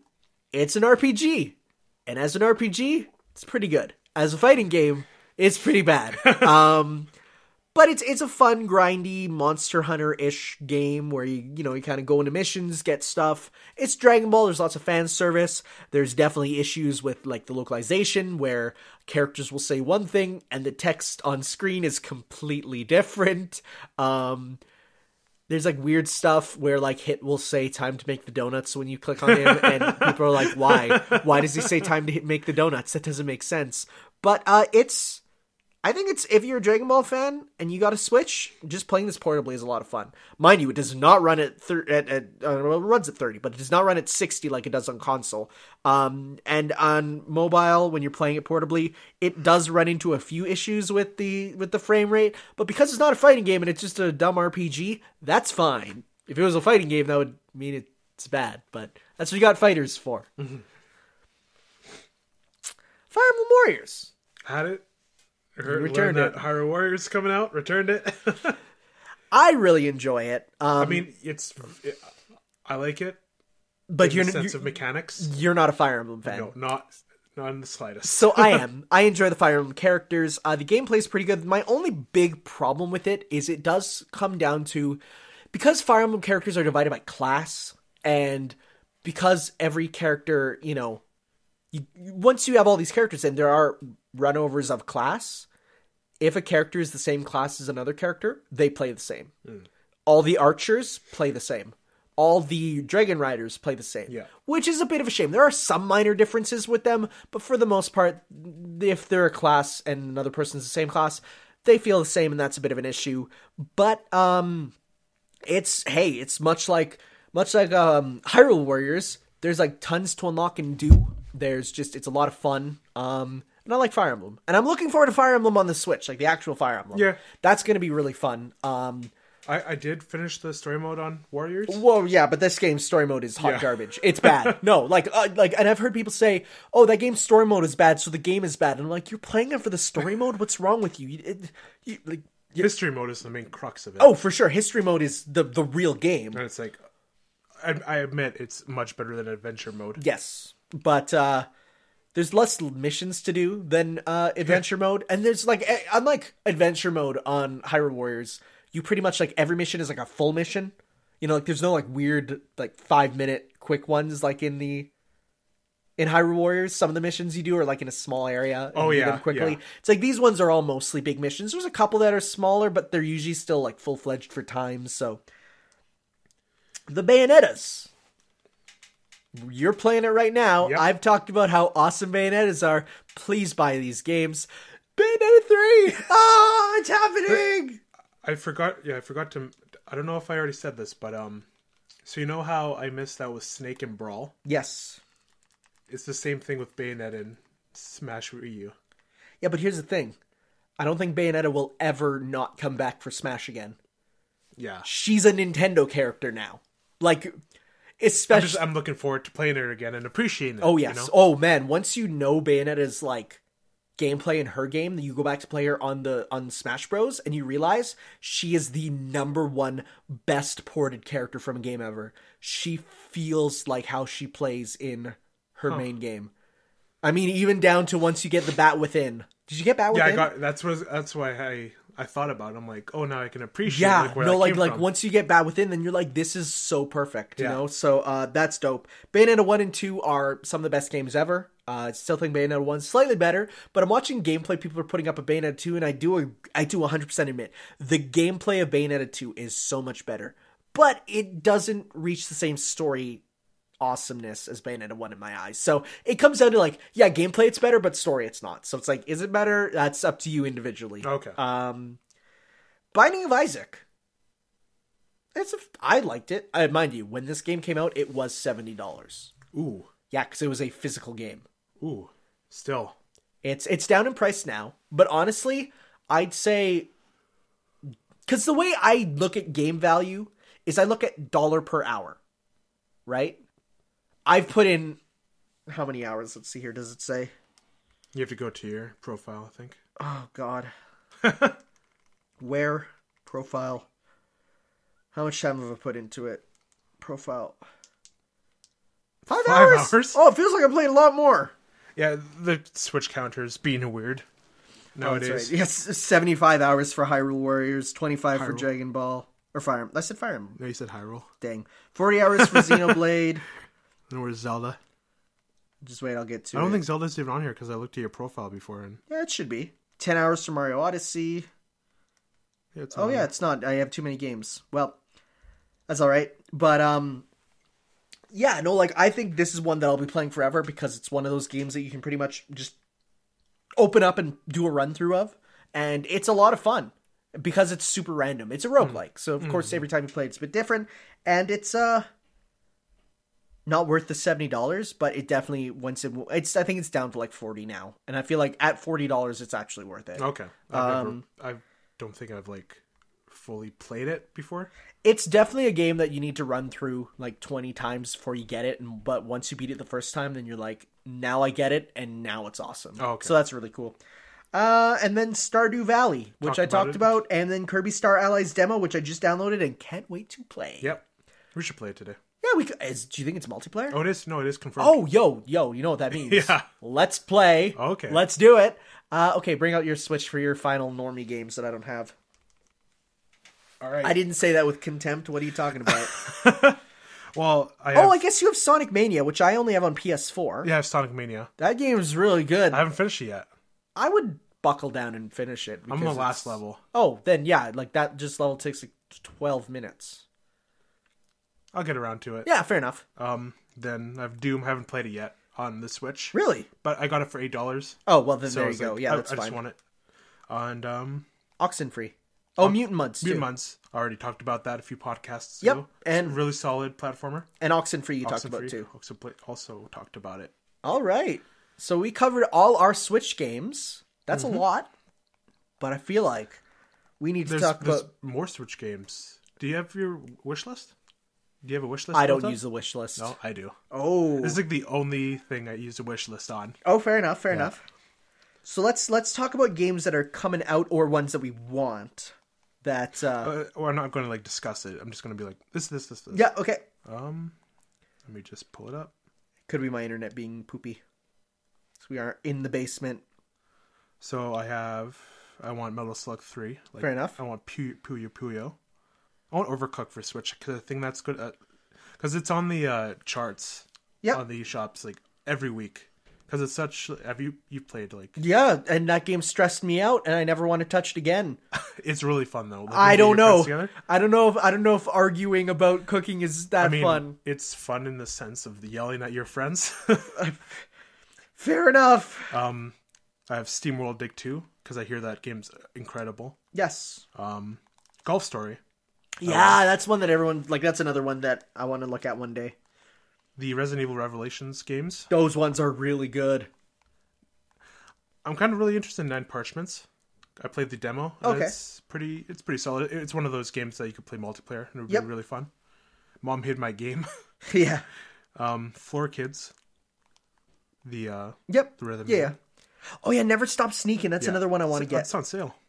I've heard that it's really good. But did you know that it's not like a concrete game and it's randomized? Really? Yeah, it's like it's a game that you play multiple times and every time you get randomized layouts. So it's basically a never-ending Metal Gear Solid randomized game. Oh, that's cool. And I'm like, that's super cool. I have Enter the Gungeon on here. Yes, that's a good one. I really wanted that. It's on sale. It was on sale on the PlayStation Store for like $5, but I want it on my Switch for the portability. Yep. Battleship Brigade, we already talked about that. I want Severed. Because Severed is really good. Drinkbox Studios is like... They're wonderful. Fan favorite. Yeah, they're Canadian. Yeah. Side note, put Guacamelee on this system and I'll buy it again. I feel like Guacamelee 1 and 2 will come. It just makes sense. I have Stickbolt on here. You know what the Nope. game is? No? You don't know what it is? Nope. It's basically a dodgeball game. Oh, yes, I've seen that one then, yeah. Kirby's on here, obviously.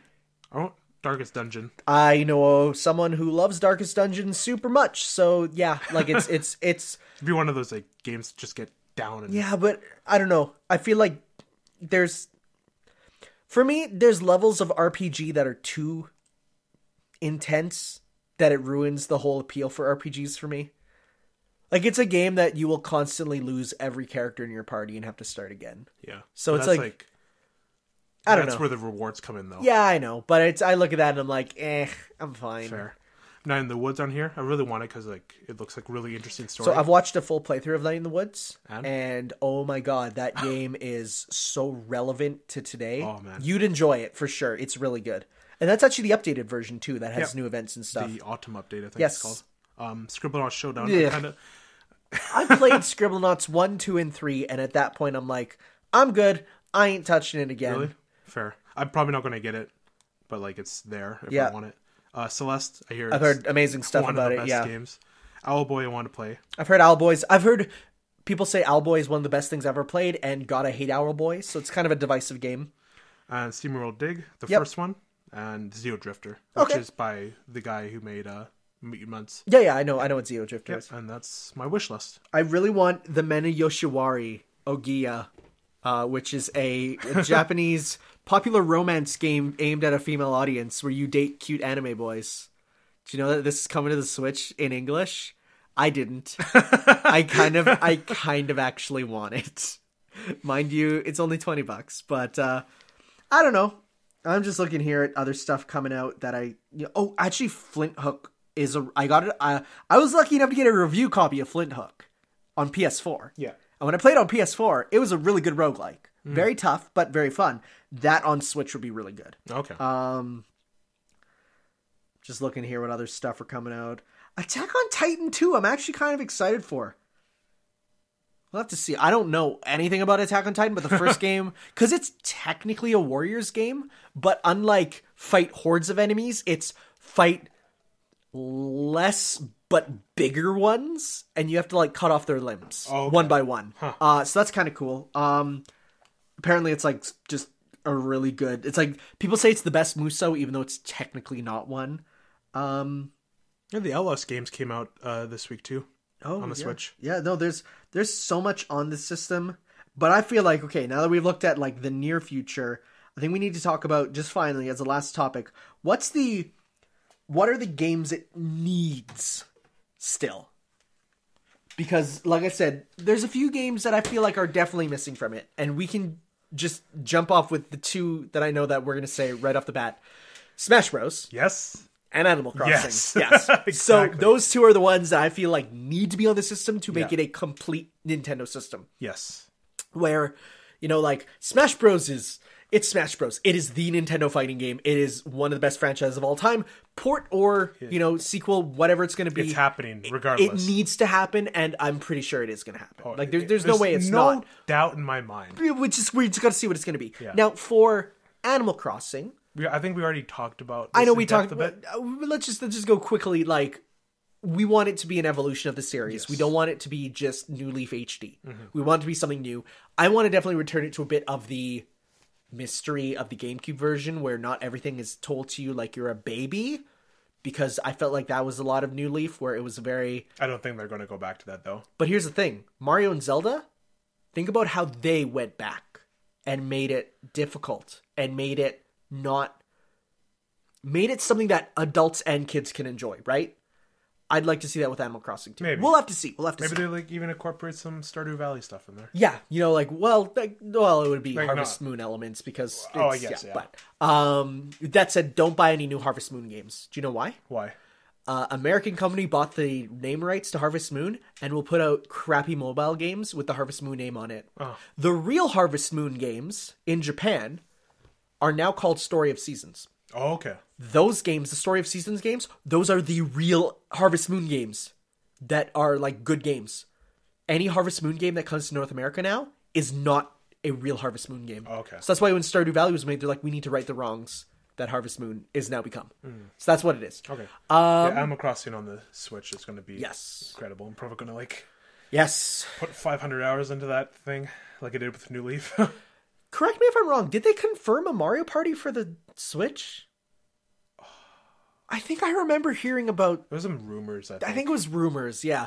But I think a Mario Party on the Switch, if they return it to the classic formula. By that I mean board game style. And what I want it Monopoly style. Put the thing on the board and you can, play it like that board game style or on the TV, Yeah. I feel like there's a lot they can do with that. Just make it not be... Don't make ND Cube make it. They're the ones who made the last bunch. And no. Just even if they reuse mini games from the rest of the series, like you don't have to come up with new mini games. Just get the board game formula back. The top 100 on the Switch, right? With the board games, it would have been perfect. But no, too easy. I don't know. It's let's see not here. Easy. It's probably not more complicated. But okay, what else do we think the system needs? I think. Okay, well, I mean, eShop music. Oh come on, we're talking about games, not little... Okay, themes. Yes, real themes are for sure. Yeah. But mind you, it took the 3DS, I think, 2 or 3 years before we got that. Also came with folders. Eventually, it took a while for them to get folders. Yeah. So. Let's see, what else is there? There is... I'm trying to think of, I do think it needs more turn-based RPGs. There was so many of them on the 3DS, and I feel like we're not getting as many on the Switch. I mean, for obvious reasons, they're going to take more time, but I feel like that's a genre that's so perfect for it. Mind you, we are getting Shin Megami Tensei 5. That's going to be a really good one, while, but yeah, it's going to be in a while. Oh,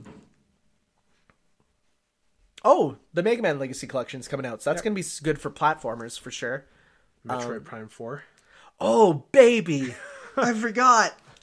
Did you see the Game Informer cover for issue 300? Super Metroid. It is meant to be Super Metroid, but when I saw that cover and just that HD render, no, that was Metroid Prime Samus on the cover because it was just fan art. But when I saw that, I was like even I know it's for Super Metroid, not Metroid Prime 4, but I was just like, boy, Metroid's cool, and I really hope that Prime 4 brings that thunder. Yeah, I can't believe that's been announced. It's weird to think about, What else? I'm really looking forward to the third-party support that's going to come out in this console now. No, for sure. Did you hear about Iron Galaxy saying they want to port Monster Hunter to the Switch? Do you think they're going to do that? I don't think it's physically possible. Because, like they said, the base PS4 can... Someone's car is going off. The base PS4 can barely run the game, as they say, which is kind of true. But unless they make it look really bad, I don't think they can. I think they should just do a separate. I think they just do a separate generation. You do Monster Hunter Generations 3. Just keep putting in new stuff into the old engine, and then because there's a rumor. I remember back during before Monster Hunter World was announced, there was a rumor that they're going to split the series in two: serious open world games on the PlayStation, Xbox, and keep the traditional Monster Hunter style going on Nintendo systems. And if that's true, then go ahead for sure. But it's going to be interesting to see what they do. I think they should bring Monster Hunter Stories to the Switch too. Yeah, because that's a game that looks good enough that it could fit on the Switch. Anyways, which might anything's possible on this console. Anything's possible. So yeah, no, I'm down for whatever comes in the future. There's some people who don't like the ports, the Wii U ports, but I'm those people are wrong. Yeah, because no one had a Wii U. Honestly, we did, but the average person didn't have a Wii U, so these are new games for them. Plus, most of them are enhanced ports. So, they're taking already really good games that no one played and making them better. So, it's win-win. Portable. And they're portable! The novelty of portability on the system hasn't worn off. It's not even a novelty. It's the best part. Yeah. Honestly. I feel like going from PS3 to PS4, it's I guess it looks slightly better, but putting anything on the Switch changes how it's played. Yeah. Which is biggest, best feature. So that's why everyone's port begging for the Switch, because it would make them much better. And playing Twilight Princess or Wind Waker portably. Yeah, so it's going to be interesting to see what the future holds. I think we should wrap up this podcast. Yes, because we got movies to watch. We got movies to watch, things to do, people to meet. That'll be a lot of fun. Yes, the future of the Switch. See you all next Here's time. to another great year. Yeah, another great year, for sure. E3. We didn't talk about Pokemon at all. Well, I mean, we don't know anything about it other than it exists, and I'm excited to see it. Let's hope that it runs well on hardware, because every time Game Freak gets new hardware, they have no idea how to use it. So let's hope Nintendo gives them a little bit of help. But yeah, E3 this year is going to be crazy. I'm excited for it. Yeah, that's going to be a good podcast. Oh yeah, so we might have to do a live podcast, watch the show and do it after. We'll have to see. That's a bit in the future still, but not too far. 3 months. Whoa, 3 months. That's crazy. All right, so we'll see you next time for some more. Thanks for listening. Ciao.